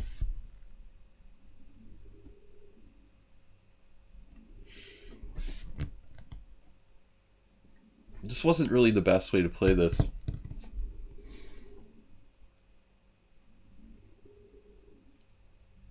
Now he has serious play. Rematch with Yermo in the World Senior. I have a good score against Yermo. He's like never beaten me, and I beat him twice. There's a couple draws. I'm not a good opponent for him.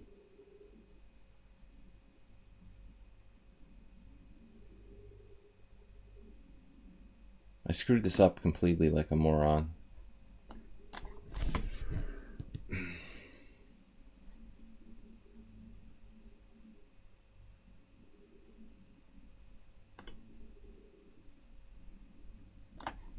Man. Killed by Bacon is pretty dangerous.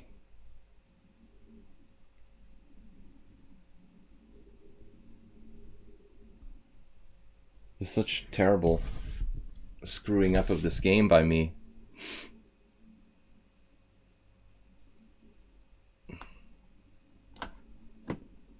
A terrible screwing up of this game.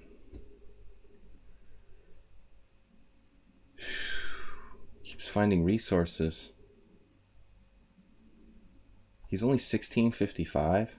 Damn, dude. I mean, I was winning, but I missed a really strong move, a pretty obvious one.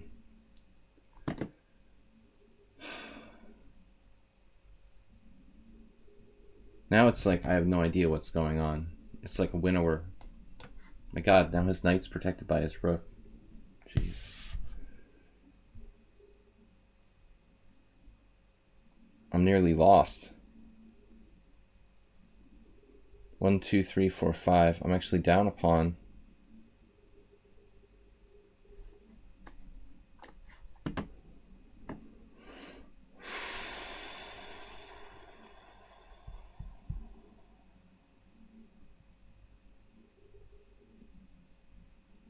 He's even got that.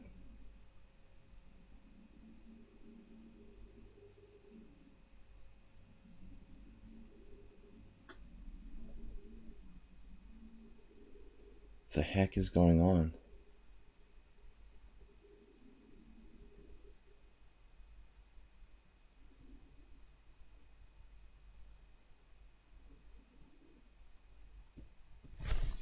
$1,600. Jeez. Oh, man, I don't know what to do.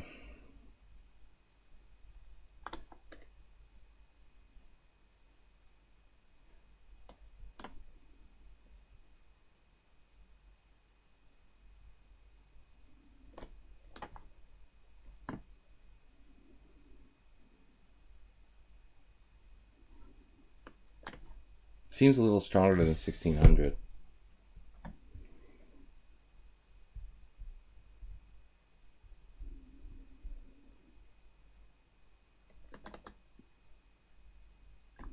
Yeah.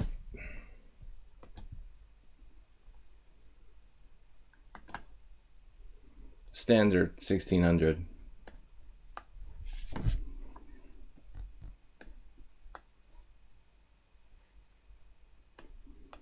That's like 1500 FIDE.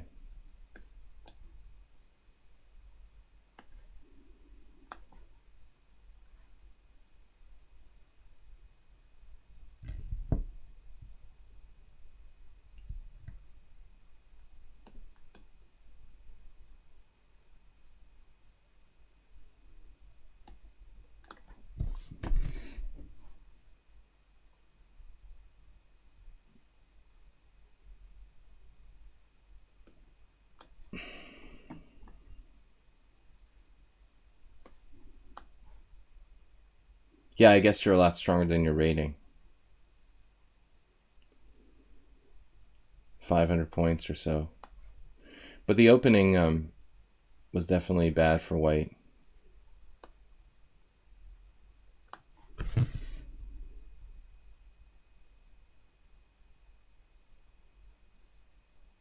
I'm not so convinced about this for me either. Theoretically, it looks good for white, but maybe black can find some... I don't know why I exchanged on e5. I normally don't do that. I was kind of thrown by losing the last game. I normally... Wait, I did exchange on e5, right? Yeah, I wouldn't normally do this. Normally I play like rook d1 or something and maintain the tension here. Don't like losing. Upsets me.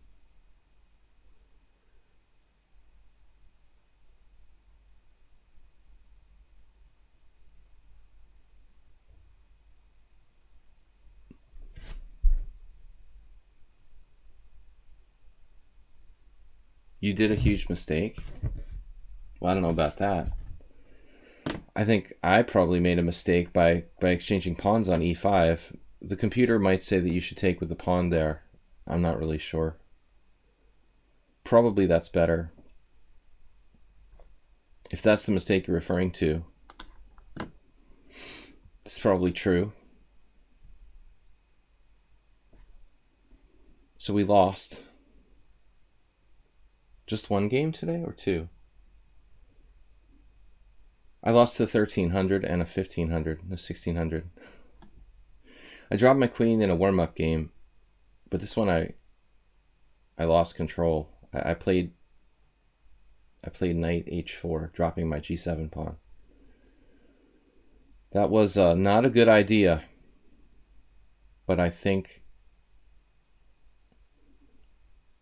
yeah, that was decisive mistake. Very strong position for black, but it was a weird position. Wasn't easy to play. All right, b5, good move. I mean, a6 to stop knight b5. That's a good plan.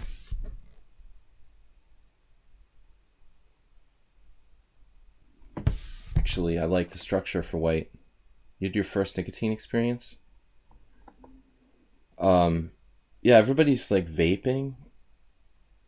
I would trust packaged cigarettes a lot better than whatever's in some weird tube of... I think people are crazy to just like... You know, one thing I was thinking the other day, you go to the supermarket and you buy stuff and like you have no clue what's in the stuff that you're like eating and drinking. Like even something simple like, you know those, if you're American, you know what I'm talking about. They have these like freezer pops that you can buy. They're basically just like liquid that's like flavored, and you can just buy this package of like clear plastic flavored ice pops that has like no markings on it, like no brand name almost. Like I was thinking about it, like who knows what's in this stuff, you know? Like nobody knows what's in that. I mean, that's crazy to like eat or drink that. It's kind of the same with vaping. Like you have no idea what's in these things. I mean, food processing all over the world. I don't think it's worse in America, but for the most part, who the heck knows what's in stuff, you know? I used to smoke. I quit like 10 years ago, but I wouldn't do e-cigarettes. I mean, it's hard to trust like normal cigarettes. There's a lot of additives. But, you know, at least like you see it's like tobacco. I mean, I don't know. The additives make you addicted to the bread, the sugar.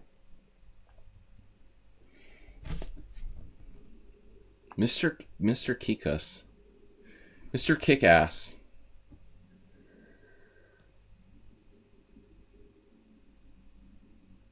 Maybe we should go for... I'm getting a little bit crazy, but maybe we should go for opening the position here. This is nuts, huh?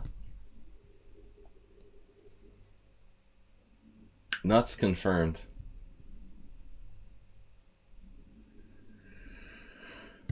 That's a little bit over the top, but I'm tired of him having so much good control of the position. Is this your second game today? No. Cigarette companies never put additives in normal cigarettes.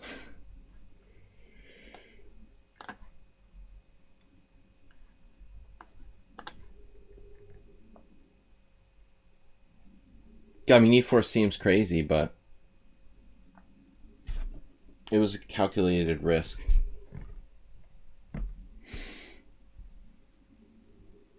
Over-processing. The black probably has a good game.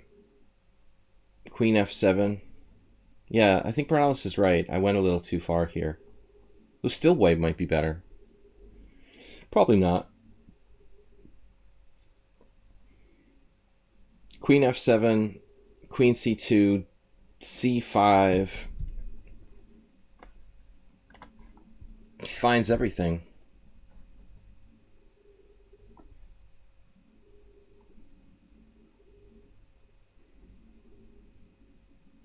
Looks pretty good for black now. I mean, he has less king cover, but it's only a minor consideration. Yeah, he's playing perfectly. He's playing perfectly. 2 Serbians in a row. Every day I lose to Serbians.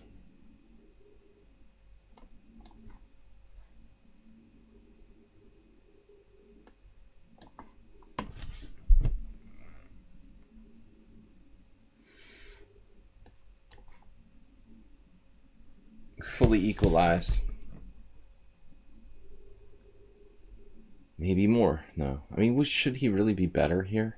That's pushing it, but he's certainly active enough to be equal.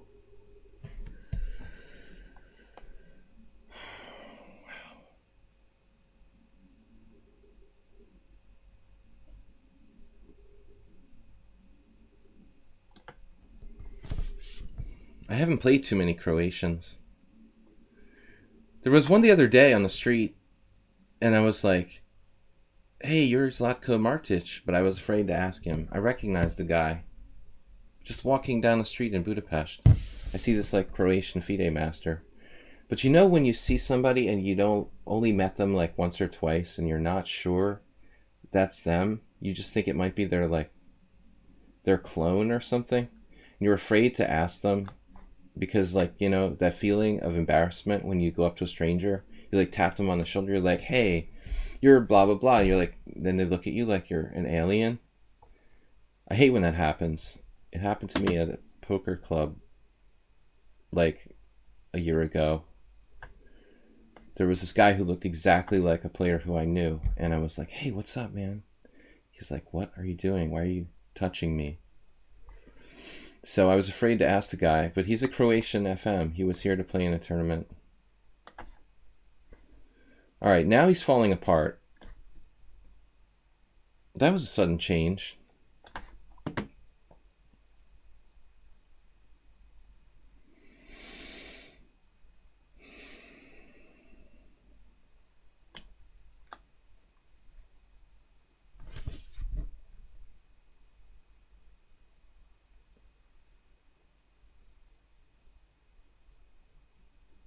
I had played the guy like 2 years ago.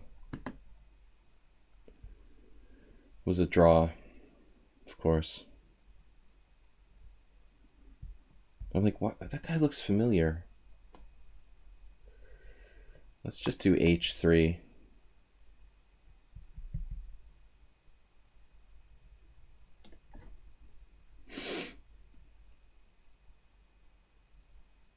All right, I snuck up on you. Oh man, how many Croatian players have I ever played? Not many.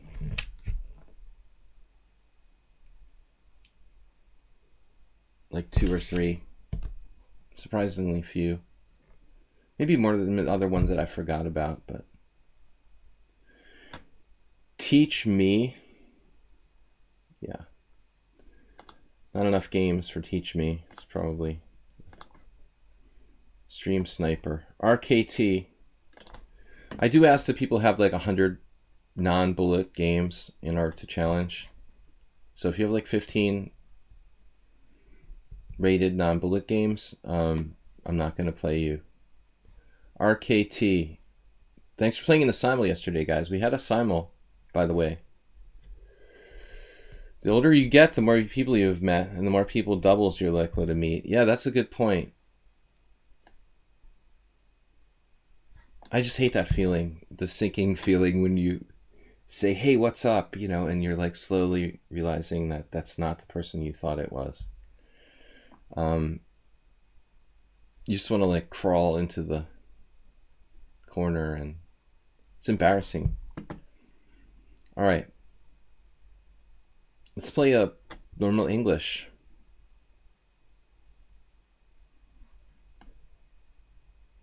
I like this line. I don't know it too well, though.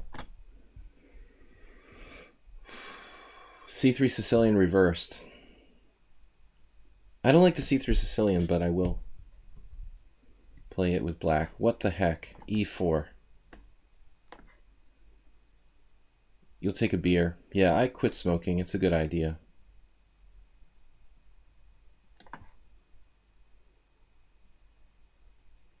I like beer.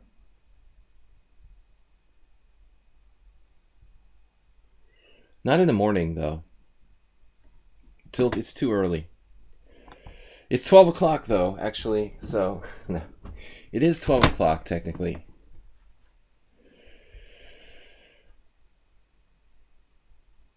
E4 is an interesting move. I've never seen that played in this position. I definitely have pawn sacks. We can try something interesting here.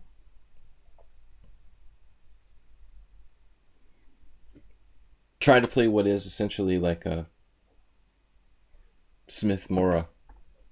A good Smith-Morra. We're somewhat on sound. Actually, queen b6, knight a4, bishop takes f2, check. King f1 could be a problem.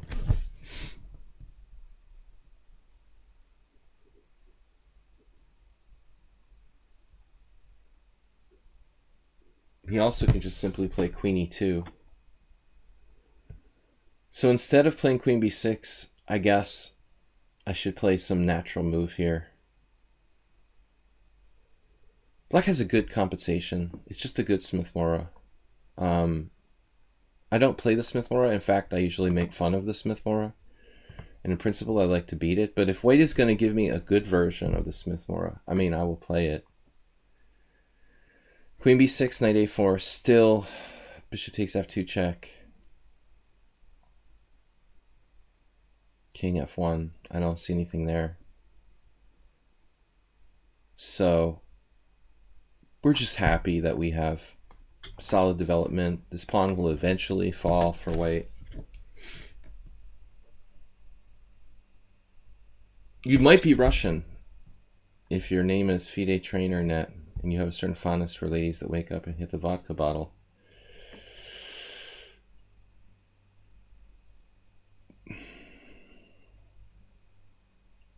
Sounds like a David Letterman top 10 or something. All right. Knight on GD2. But actually lots of countries, not just Russia. Russia made me go vodka less for basically like 20 years. My first experience with alcohol was drinking vodka in Moscow. Probably not a good place to start.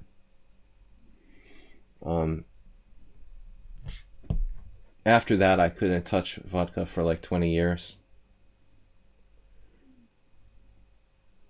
But eventually I came around. All right.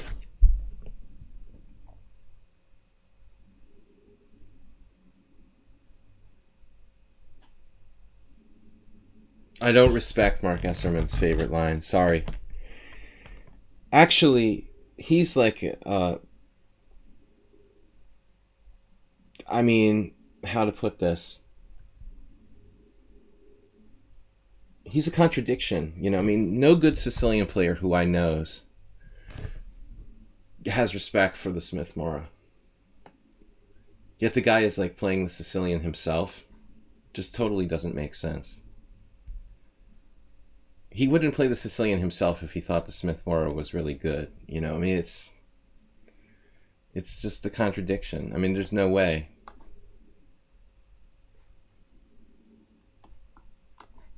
I equalized.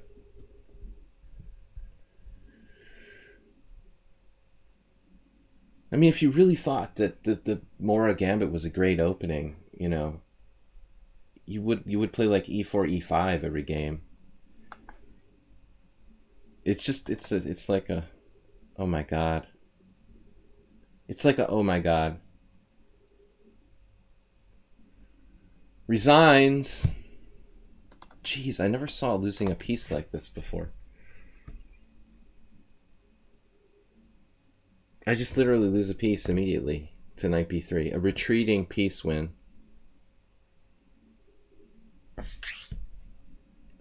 I can never recall losing a piece like that. Or even seeing someone lose a piece like that. That's really weird. And he didn't make the move because it's so unnatural. It's like a retreating move. This is a weird move too. I mean, queen b3 is weird. Leaving the knight on prise, but he's still fully equal.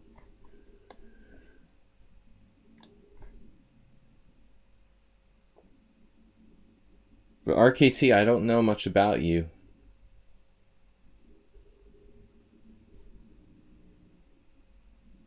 I'm up 3-0, but I'm not sure you're a bad player. Are there any good gambits?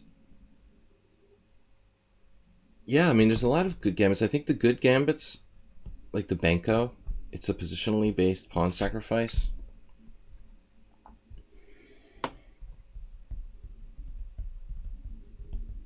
I think if you look across the spectrum of chess openings, like very few gambits are best play. You know what I mean? They're like playable in varying degrees.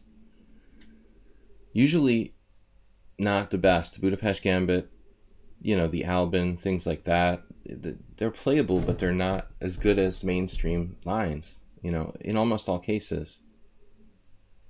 They're like inferior, slightly inferior to mainstream openings.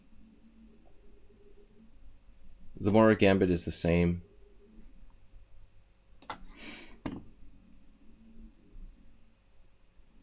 Yeah, I mean, probably like the best gambit I can think of is the Marshall. FIDE Trainer mentioned the Spanish, right? But I mean, you're not sacrificing like a move on, you're not sacrificing a pawn on move 4. You know, it's not like the Danish Gambit or the Smith Mora or the Blackmar Deemer or something like that. It's like it's a pawn sacrifice on move, what, 10 or something? I mean, it's not really a gambit in the sort of traditional sense of gambiting pawns in the first 6 or 7 moves, you know. It's like, it's a strategic pawn sacrifice in the middle game almost, you know. I mean, the Marshall is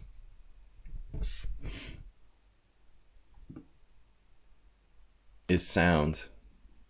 It's just a good opening.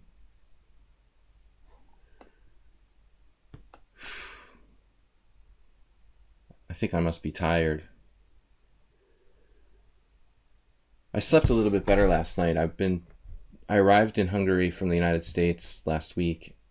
And jet lag didn't really hit me at first, but it's been really bad the last couple 4 or 5 days. And last night at least I slept. I basically sleep. I would be sleeping now if my body had its way. I feel like it's sleeping time. It's 6 a.m. still. I haven't adjusted at all. I feel like it's 6 a.m.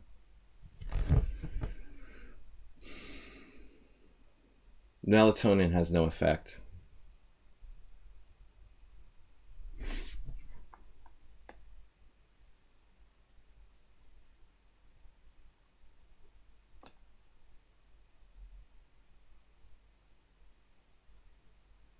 This is unpleasant.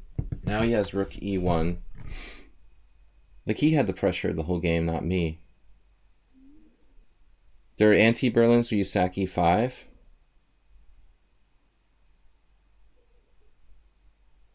No, I just came to play 2 rounds of the Hungarian Team Championship, and I lost both, which is good.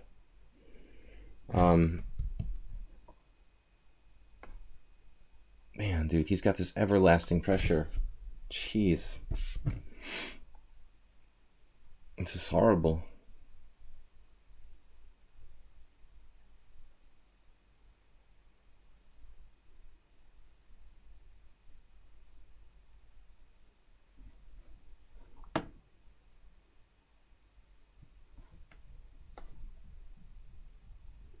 How am I going to protect my f7 pawn without just dropping a pawn here?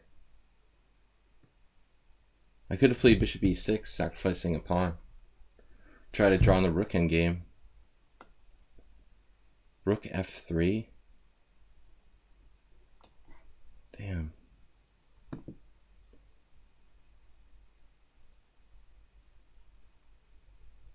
This is getting just downright scary.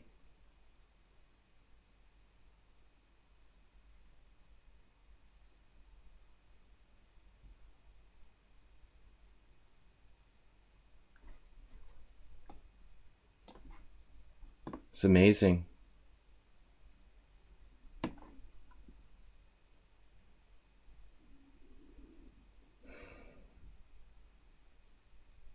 It's worse than playing someone on sound. Have I played this guy in Blitz or just in my simul? 5-3. I did play him a 5-3 game. Damn, he's all over me. Why he played that move? Why didn't he take on e6?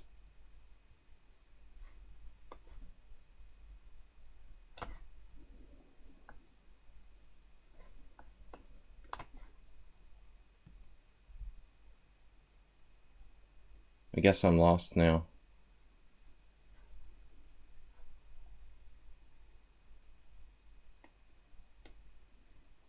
Bishop e6, f e6, rook e6. I thought I could take on b2, but I'm just lost now. Look at this game, dude.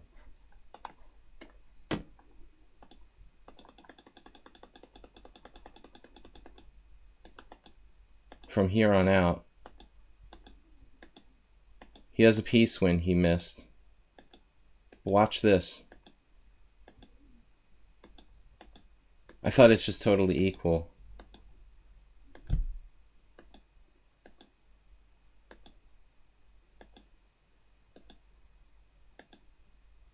So he's just bishop takes e6, so he missed 2 forced wins.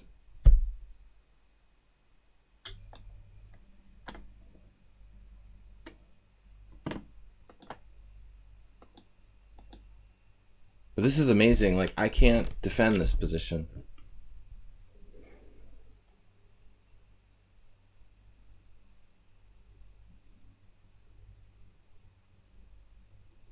I just like literally can't defend this position. After queen b5 I missed a6, but I was about to lose on time. I don't have a computer, you know. You'd think that black would be okay here. I have no weaknesses, you know.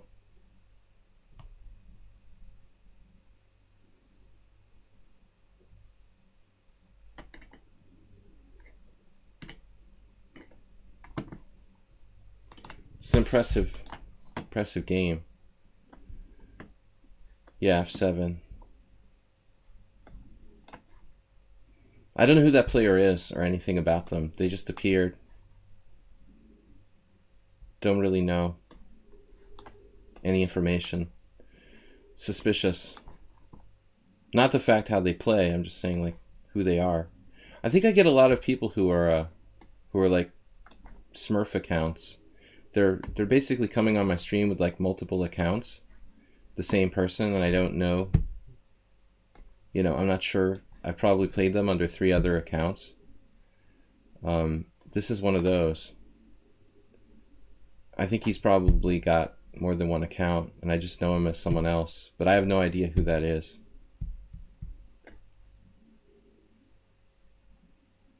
What am I doing? I'm going to castle queenside? I never played the white side of this Yugoslav for a long time.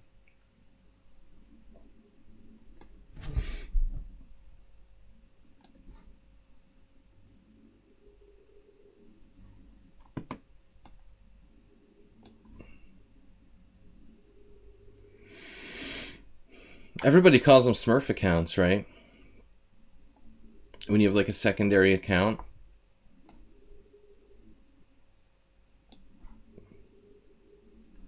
This player I've played before, but again, I have no idea who they are.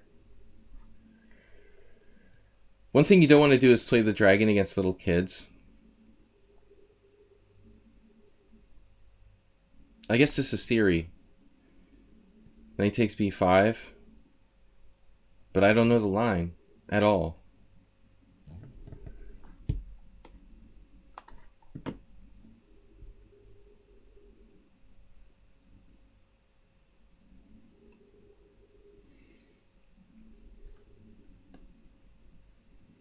I just like to know if it's someone that I like to know if I'm playing someone that I've played before.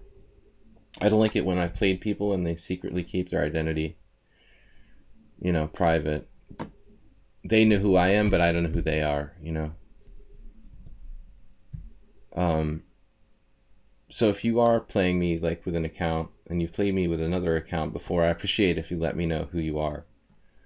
I don't like being kept in the dark by people who, you know, I don't know, but they know, you know. This looks all very, yeah, standard. Lame for white.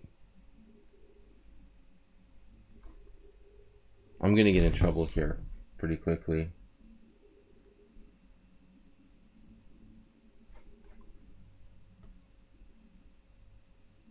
Maybe it's too sharp.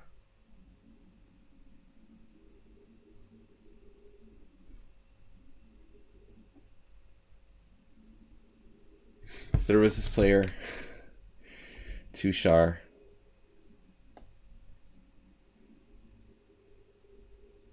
It's not Karpovian, it's just weak for white. I used to play the Simos as Walia. I'm getting beat up by a lot of people today.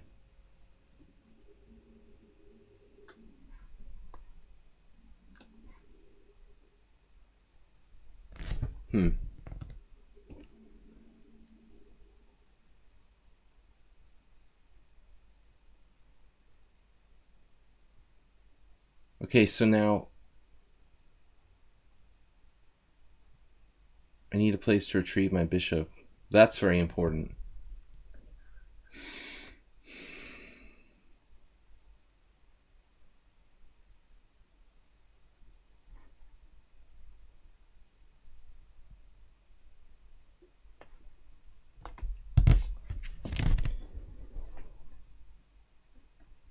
Prep f4. I just never thought f4 would ever happen here. You know, it's like there's this hold on g4. All the action is over there. I'm way behind in this position. I don't know what I did wrong, honestly. Like, I know that you can take this pawn on b5, but I don't know the theory. You know, I have no knowledge of the theory after knight takes b5. That's why I know that that's like the move, but I don't know how it works. So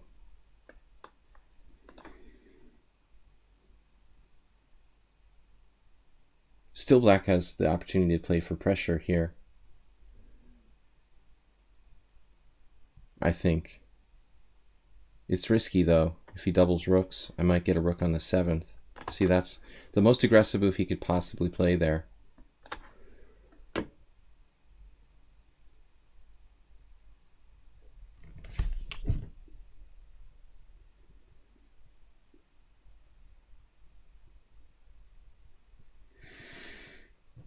You know, I mean, he has crazy moves like knight d3, but I can play knight b3.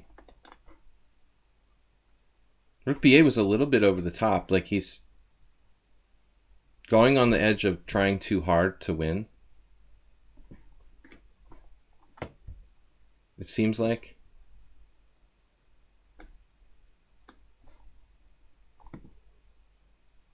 He's on the verge of overpressing, is what I'm saying.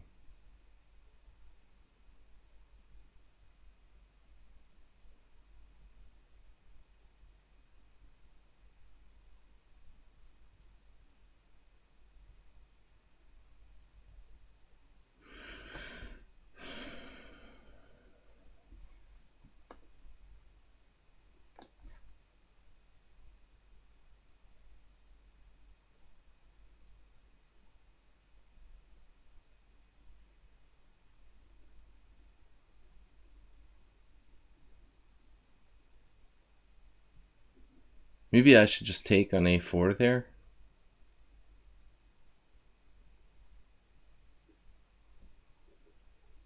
Seems like this is okay too.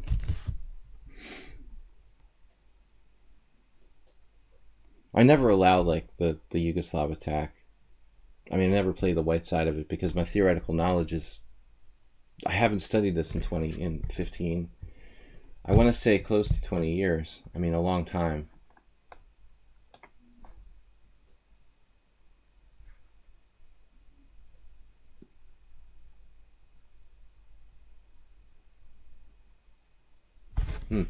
Bishop e8.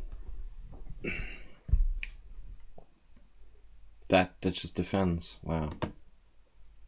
This is a funny position. Bishop a4.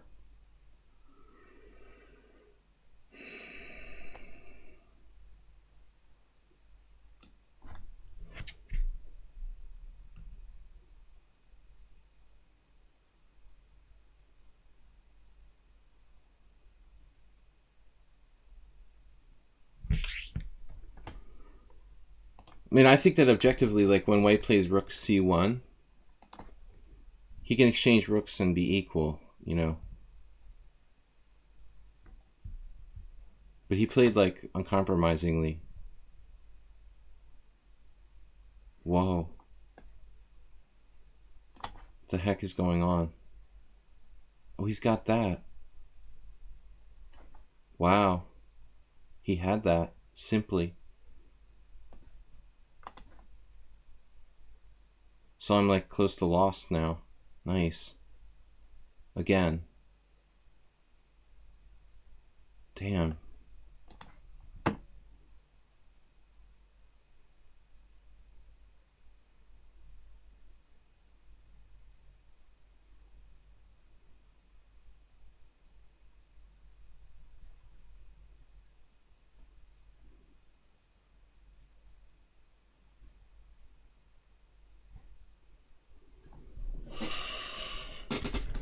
I didn't think he had that. Seriously. This is ridiculous how I'm playing today. Wow, I thought I was just winning. Just calmly plays bishop e8 with no problem.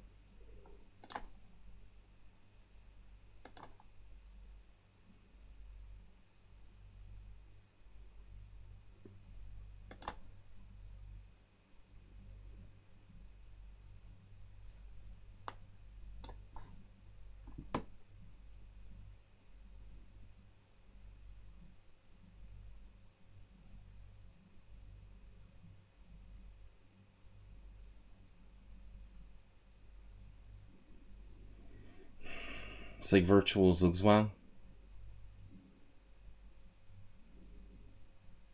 Rook b4 is the perfect move.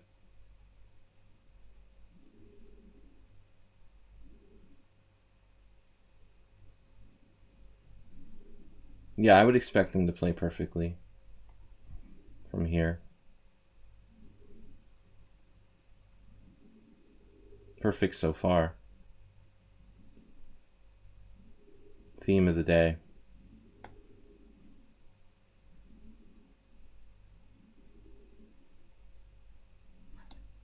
a3. Okay, maybe I can play, yeah, a3 loses 2.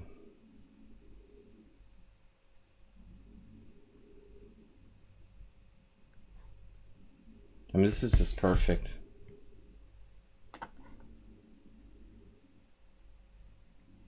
He's already got 50% against me in 3 games. It's pretty strong for a 2000 player. Which means he's like 1800 FIDE. Based on those ratings.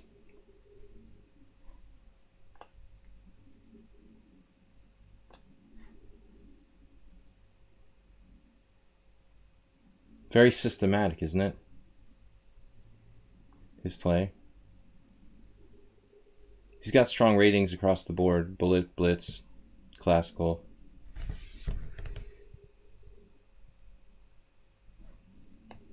That's going to target my H-pawn now.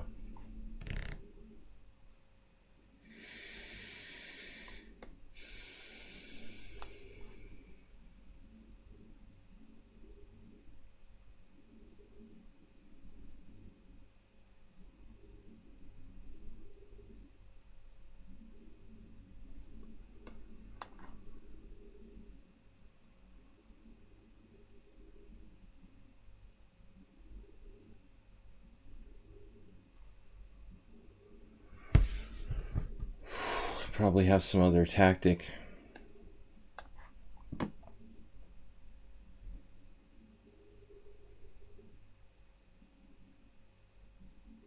It's getting really low on time.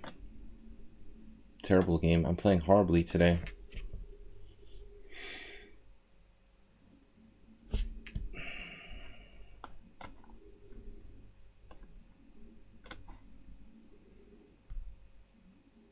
Fight for a draw here somehow. Not going to be easy.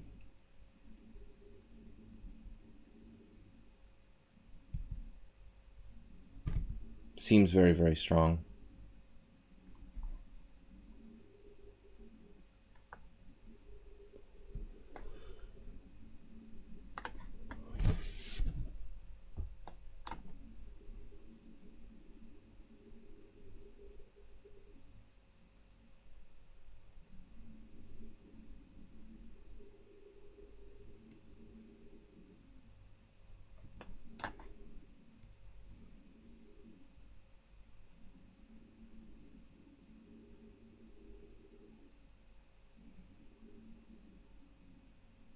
Bishop b2. Not really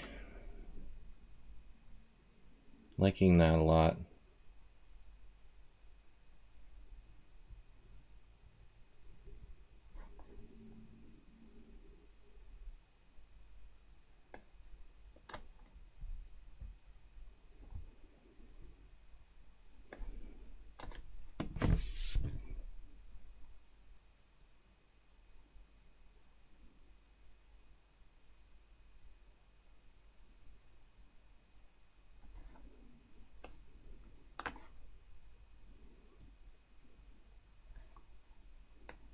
Strangely melting down here.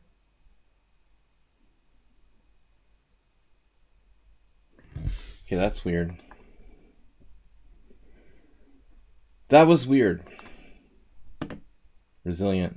Horrible. Terrible. Playing really bad today. Blame it on the jet lag. I tried to be resilient yesterday too, but my player was just too strong. Like, that's what happened in my team games. I'm playing against people who don't make inaccuracies, basically. If you looked at my opponent's play from my 2 tournament games last Sunday, like, I have bad positions and I would normally save it against a bad player. But these guys don't make mistakes. You know, like, you just can't make mistakes against people who play better than like 2450 strength and expect to survive. Shama's not here, I guess. I'm going to keep the stream going an extra half an hour today because I'm playing so bad as sort of penance. Ingo Lenson. I'm an FM. They just took my title away. I got the official letter in the mail today. If my rating goes under 2330, they're going to degrade me back to FM. That was the ultimatum I got from FIDE.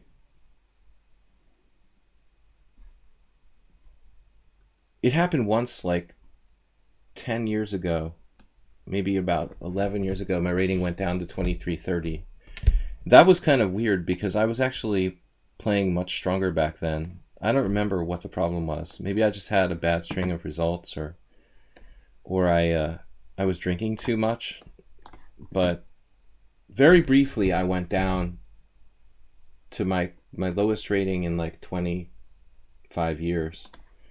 It was literally 2330 FIDE, and I think I'm going to get close. Hopefully we don't get quite that low. That's true. Well, I said this to my teammate yesterday. I said that I play better when I'm drinking. Maybe the problem is that I'm not drinking enough. Yeah, very likely.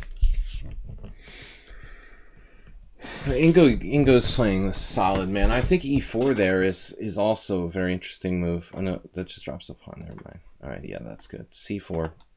Never mind. If he could play e4, it might be a good move.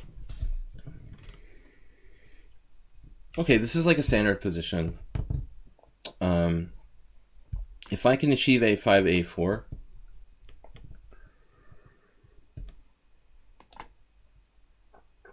and black might be better.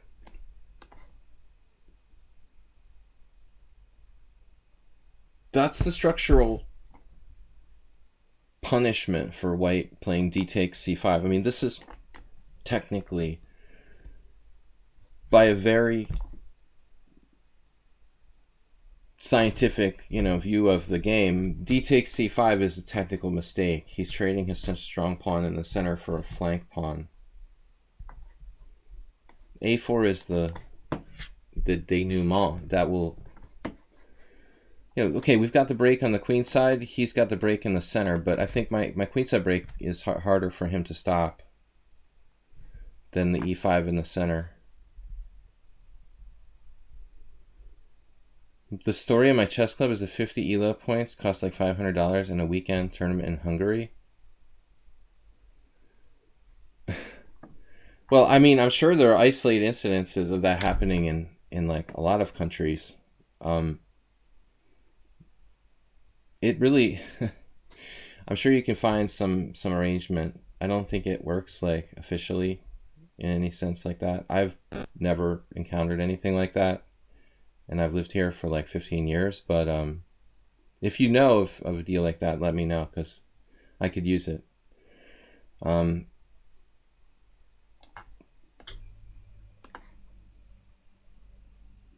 I mean, I'm sure there are isolated incidences of hearing this kind of thing. I mean, Hungary is not really the worst.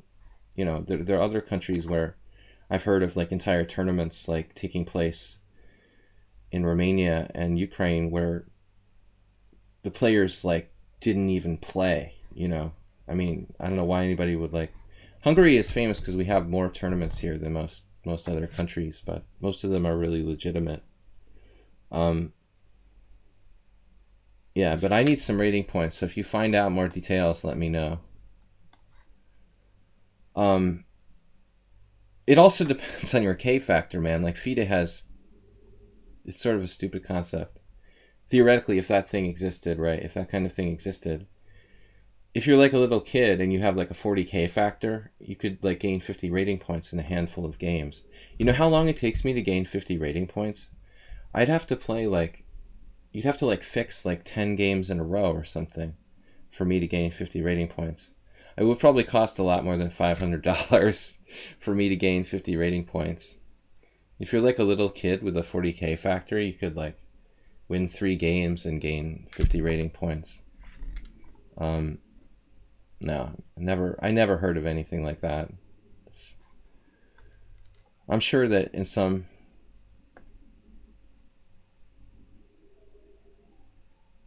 places such a thing might exist. I've only seen games dumped in a rarely.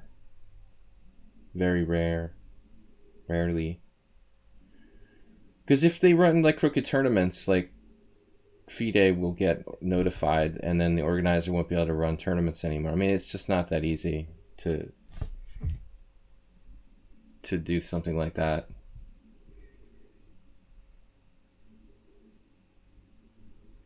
I have heard about other countries where like paper tournaments existed, like I was talking about. Never heard about it happening in Hungary. But Hungary gets they get a bad name a lot because there are so many tournaments that have been traditionally run here. People just associate everything with that, but I can honestly say I've been living here for 15 years and played before that as well. And I've never had anybody offer to throw me a game. Ever, It's pretty uncommon. Mostly it's just little kids anyway. No, one time I heard about these guys who were looking to gain rating points. I wasn't playing at that time. I was playing poker. There were some Chinese players who were here about 7 or 8 years ago, and I heard rumors that they were buying games. But as I said, I wasn't playing in that period. I was like basically inactive. So this is like secondhand knowledge. You might occasionally run into people who are actively looking for buying games. I mean, if they were to go to poor players and offer them money, I mean, you know, I guess that there's a good chance they might get taken up on it. But I don't think there's any kind of like organized, there's no organized system of buying and selling rating points, if that's what you mean. I mean, go to any Eastern European country and offer to buy or sell a game, and there's some chance that somebody might need the money, you know, I suppose. It would be more common than in a wealthy Western European country for someone to be desperate enough to buy or sell a game, I suppose. But as I said, I never had it happen to me, ironically. Never ever had anyone offer to buy or sell a game from me. I've played people who needed a norm for GM. I played last round games where the first prize was several $1,000s. And I've never had anyone offer to cheat. I can say, honestly. DK, there was a Malaysia or something. It wasn't Vietnam. It was Malaysia. It was the Malaysian players. There was some scandal about that. Yeah, it was about that time. Ong Ong and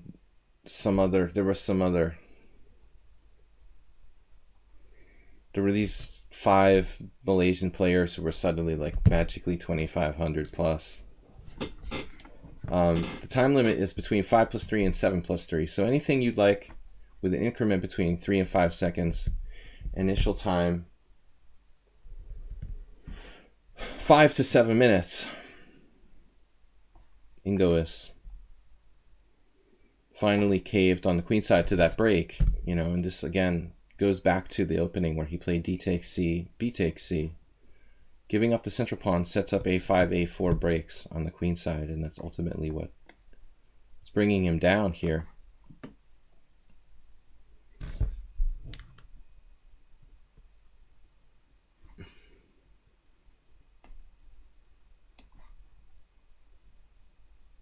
First things first.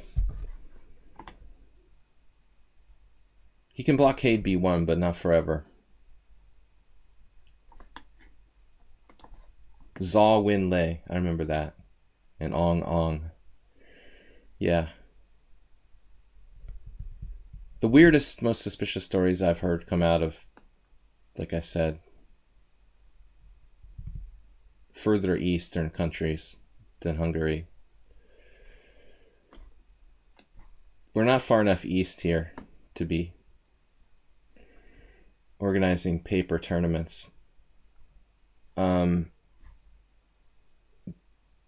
Alright guys, we've got time for like 2 more games. Any subscribers? Cobble Thingy. Cobble Thingy is a subscriber. 7+5. Cobble Thingy. Cobble Thingy, can you re-challenge me to 7+3? Because I meant to 7+3. I said 5 seconds. Alright, let's just accept or challenge, whatever. Whatever. Too complicated to change it now. Alright. Conspiracy theories abound. I wish somebody would offer me some money. I was expecting someone to offer me money once when I was playing the World Open, and I won't reveal who my opponent was, but I wouldn't have accepted, of course. But I was thinking that there was one game where we were standing to finish first, in the last round of the World Open. And I wouldn't be surprised if my opponent would offer some kind of deal. But it never happened. I've never had somebody offer me money for a game. I was prepared for that to happen, though. It would be very awkward, you know, to have someone offer you money and then, like, say no.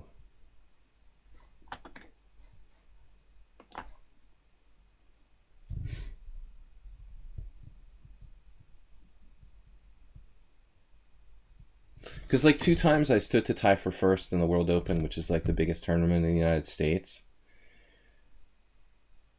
And 2 times, like, 2 times it happened that I needed to win in the last round of the World Open. My opponent and I needed to win in the last round of the World Open to get 7 out of 9 and tie for first. Probably tie for first. And in both cases, I drew. Like, we drew and we didn't make... Nobody tied for first. You know, I mean, it's kind of funny. Like, if I was a corrupt player, I mean, there's no way that would happen.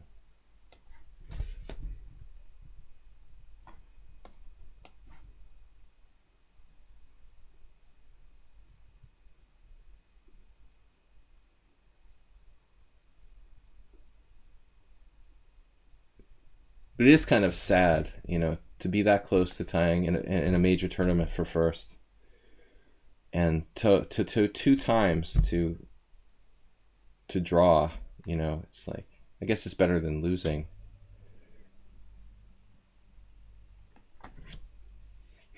But it's even more bittersweet to, like, miss first place by half a point. Well, somebody tied for first, just not us, you know. We would have tied for first if one of us had won, but...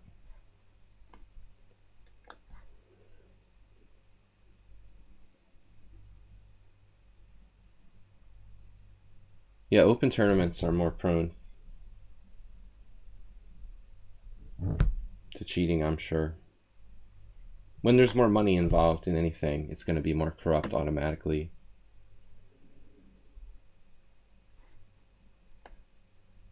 I don't like knight d5.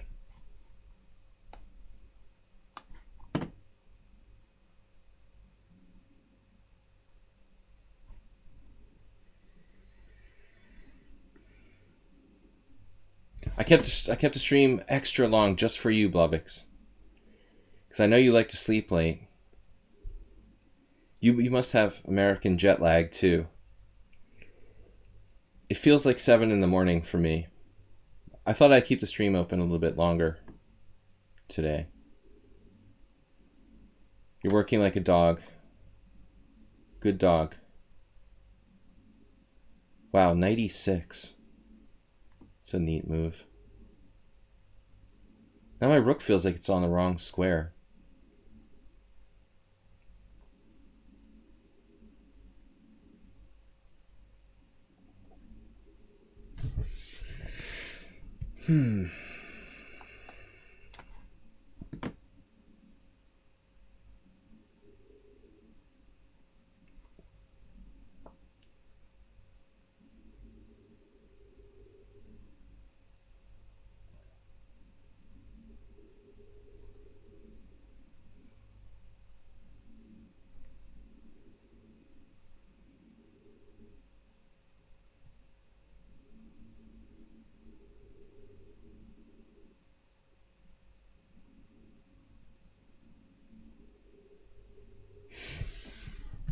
You got a GM in Denmark with ELO 2317. Who's that? Did Agard let his rating drop to 2317? Oh. Karsten Huy. I mean, he was never a really strong player. Like, he was never... I mean, he wasn't weak, you know, but... I don't know that player too well. He's obviously older than me. I don't know how strong he was at his peak.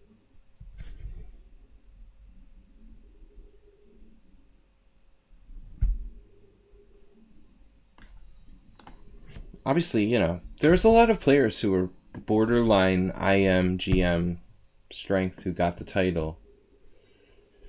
I certainly feel like there's a lot of people who aren't necessarily stronger than me who became GMs. What can you do?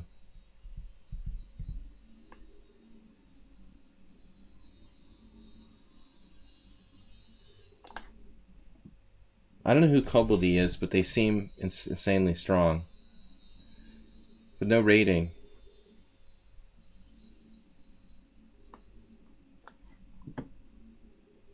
Whoever it is like a master or something. I was just kidding about taking my IM title. I just like deserve it.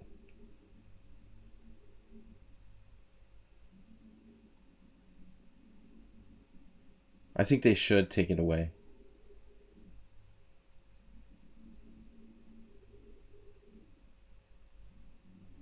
Playing like a FIDE master.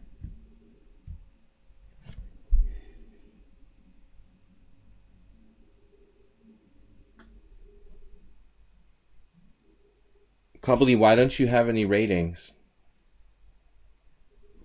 You only play unrated games?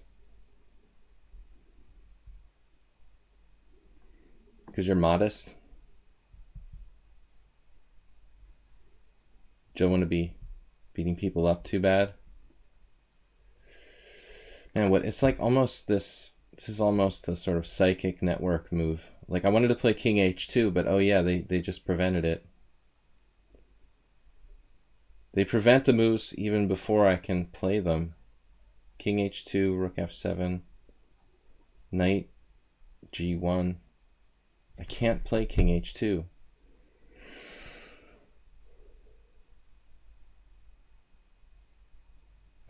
Queen H4, dude. Whatever.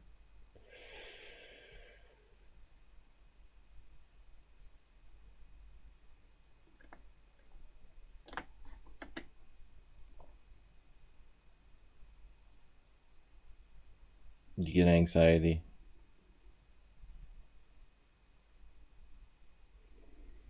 It would be hard to get that strong without playing rated games.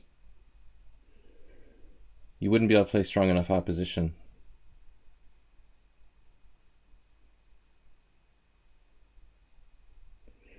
Alright.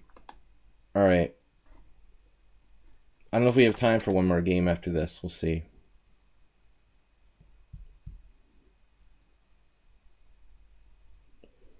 Chess causes anxiety. Little known fact.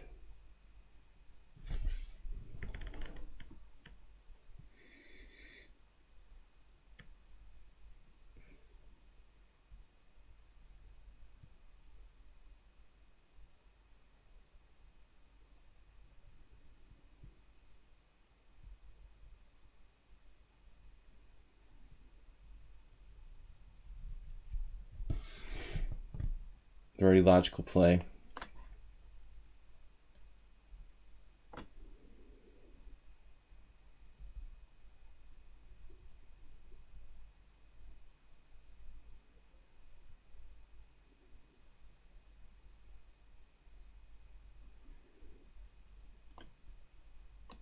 Finally get to play King H2. King Kong.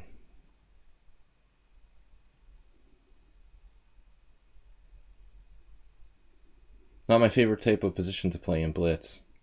Too closed. Stuffy in here. There's no air.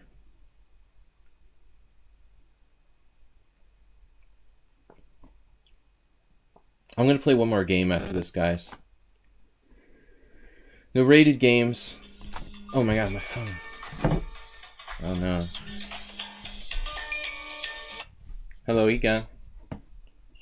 Igen, mit csinálsz? Igen, most. Jó, mi...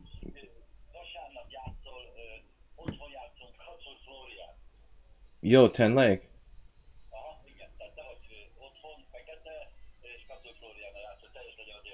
Jó, oké, szuper. Oké, köszönöm.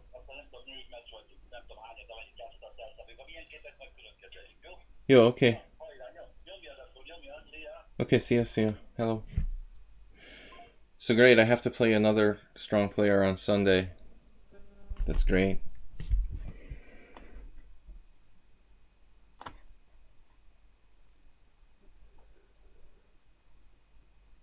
I have to speak Hungarian. I mean, it's like, it's not like Western Europe. Not that many people speak English. I mean, a lot of them do, but not like in a major European country. Yeah, I mean, Hungarian, I don't really speak well. I just speak what I have to speak, and the minimum. I'm basically like second grade level in Hungarian. But now I have to play another strong player on Sunday. The way it's going, I've lost 2 games in a row. Why can't I play like a weak player, you know? I mean, this is just ridiculous. Cutsar Florian is like probably 2450 at least.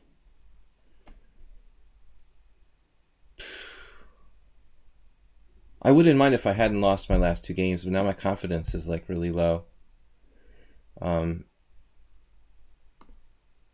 It wouldn't be a problem if I wasn't on this losing streak.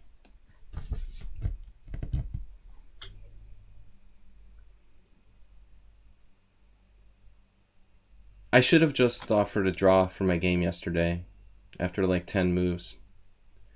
Instead of putting myself into this mind frame where now I have no self-confidence because I lost 2 games in a row.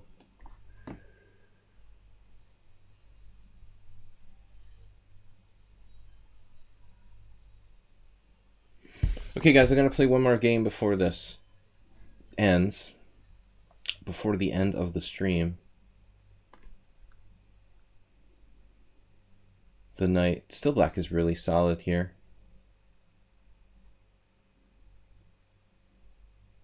Kabuldi is a master. Super. Super is super, but it's spelled differently. It's funny, all the adoptive words. Hungarian is a conglomeration of a lot of... It incorporates a lot of words from other languages. German, English, Slavic. It's really weird. There's a little bit of everything.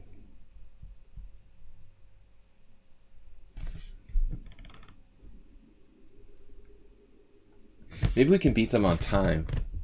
I don't think I'm going to beat Kabuldi on position. How's their bullet game? Here comes the bishop. Yeah, probably I just have to try to hold. The bishop will become really strong.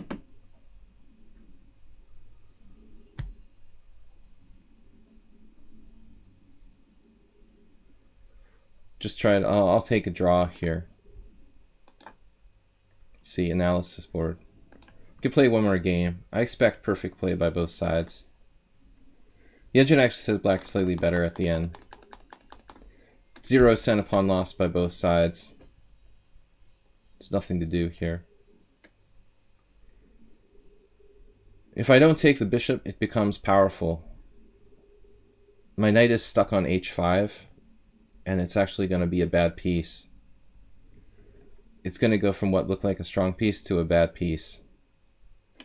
And this is going to take too long. I'm just going to play one last game, guys, against Learn. Another strong player, are you kidding me? 2200? Man, can't we give the other players a chance to play who aren't masters?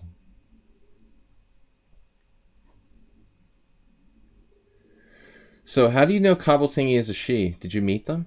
I know. Do I look like a he? We don't see you, so it's hard to say. This is a non-sexist stream. Alright. Learn 25. Learn 25 is not here. Alright, whatever. Vahag. This is my last game, guys.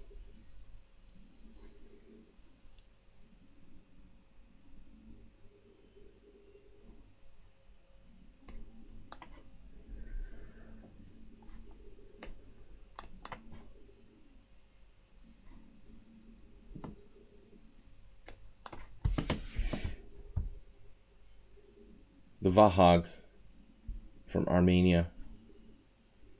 I don't know why I decided to play the Queen's Gambit Accepted reversed. This is a favorite of Rubinstein. But I recall, like, having played this position before, that I think that e6 is probably best. Knight c6 is a little bit aggressive. Should be a way for me to try to take the initiative against that. Perhaps something special. As long as black chills and plays e6, doesn't try to play e5, he's probably fine. Though a3 is possible. Yeah, maybe this is the way to go. I mean, I'll just try to... Yeah, good for me, probably.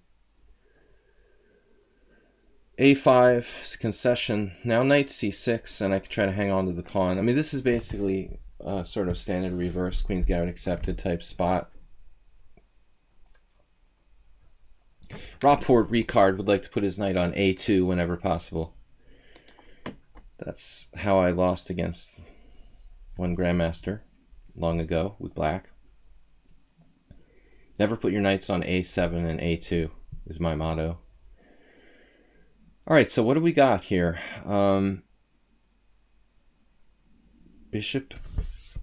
Let's see.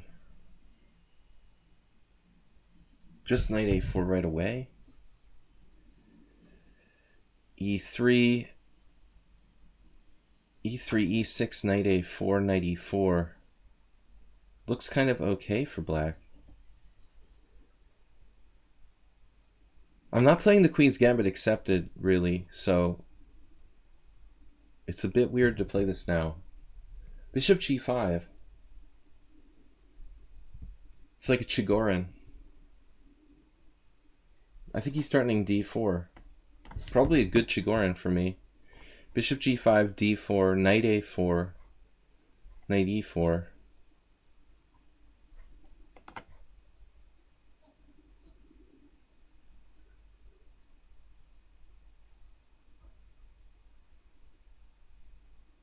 Knight a4 right away. Doesn't look right.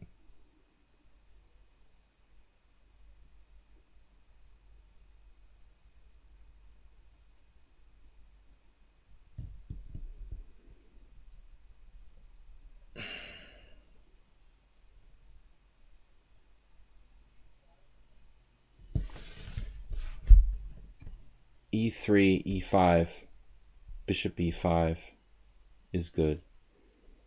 I guess I'm concerned about e3, e6. I don't know. It seems lame to play that. Bishop g5, d4 though.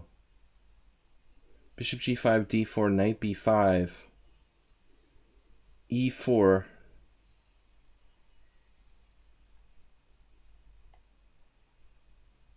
Bishop g5, d4, knight b5, e5, e3.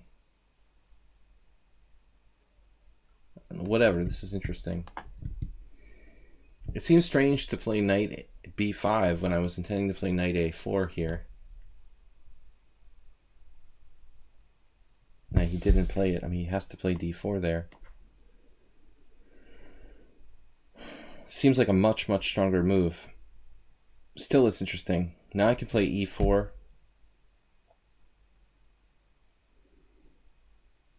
A totally different game. e4, bishop takes c5, e takes d.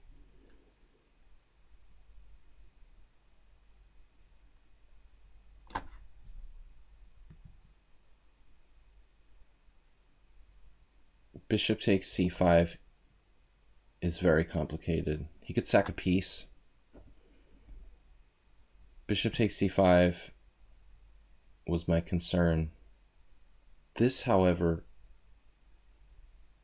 doesn't look quite right.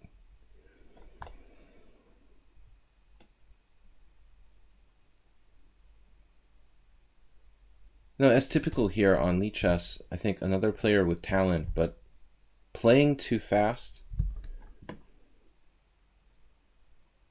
is often a chronic problem. This is interesting, though. I mean, maybe he has compensation here. Really enough compensation. I mean, I'm taking that pawn. And I probably take with a knight on d5. You can't take the pawn on b2. Black gets mated there. That's sick. Knight takes d5, queen b2, knight c7, check, king e7, queen d6, mate. It's a funny mate. So he's probably busted. Well, he can take, and play queen d8, you know, but then his position is totally bogus. So he's screwed up.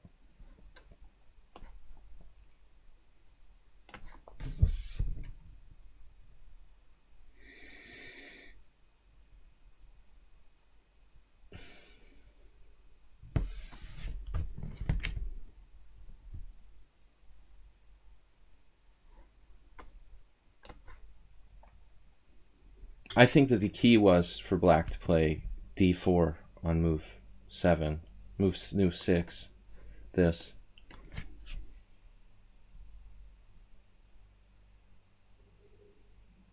That's really interesting. I'm not sure what's going on there. Wow. Took with the king.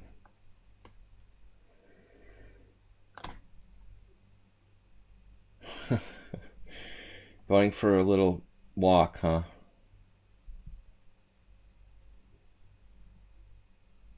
This appears unhealthy for black. g4 check. Entertaining. No. Knight d5, queen b2, knight c7. No, he doesn't get to f6 because I have king e7 mate. No, this is funny. I'm gonna leave, guys, but I want to show you this opening, right? So I played after knight f6. I wasn't sure what to do here. Wow. There's only one game, Arena against Omar Cartagena. This is an old game when Arena was young. And Cartagena is, these are like probably USCF ratings, because I don't think Cartagena is that strong FIDE. Arena also played bishop g5. But I thought the d4 here. Yeah, this is what he played. Filipino. I mean, he might be an IM. So this was weird. I was right. Like, I need to play knight b5. It looks like knight a4 is... It looks like knight a4 is the normal move to hold this pawn. But I spent 3 minutes. At least it wasn't worthless. I'm supposed to play knight b5. Yeah, this was what I wasn't sure about. Basically, like, this type position. It's a good Queen's Gambit accepted. I think this whole opening is a case of black trying to play like they're white, but they can't. You can't play black like you're white. You have to respect the fact that you're down a tempo. That's why when you go back to this variation, knight c6 is already too risky. You know, you see here a3 is like 7-0 for white.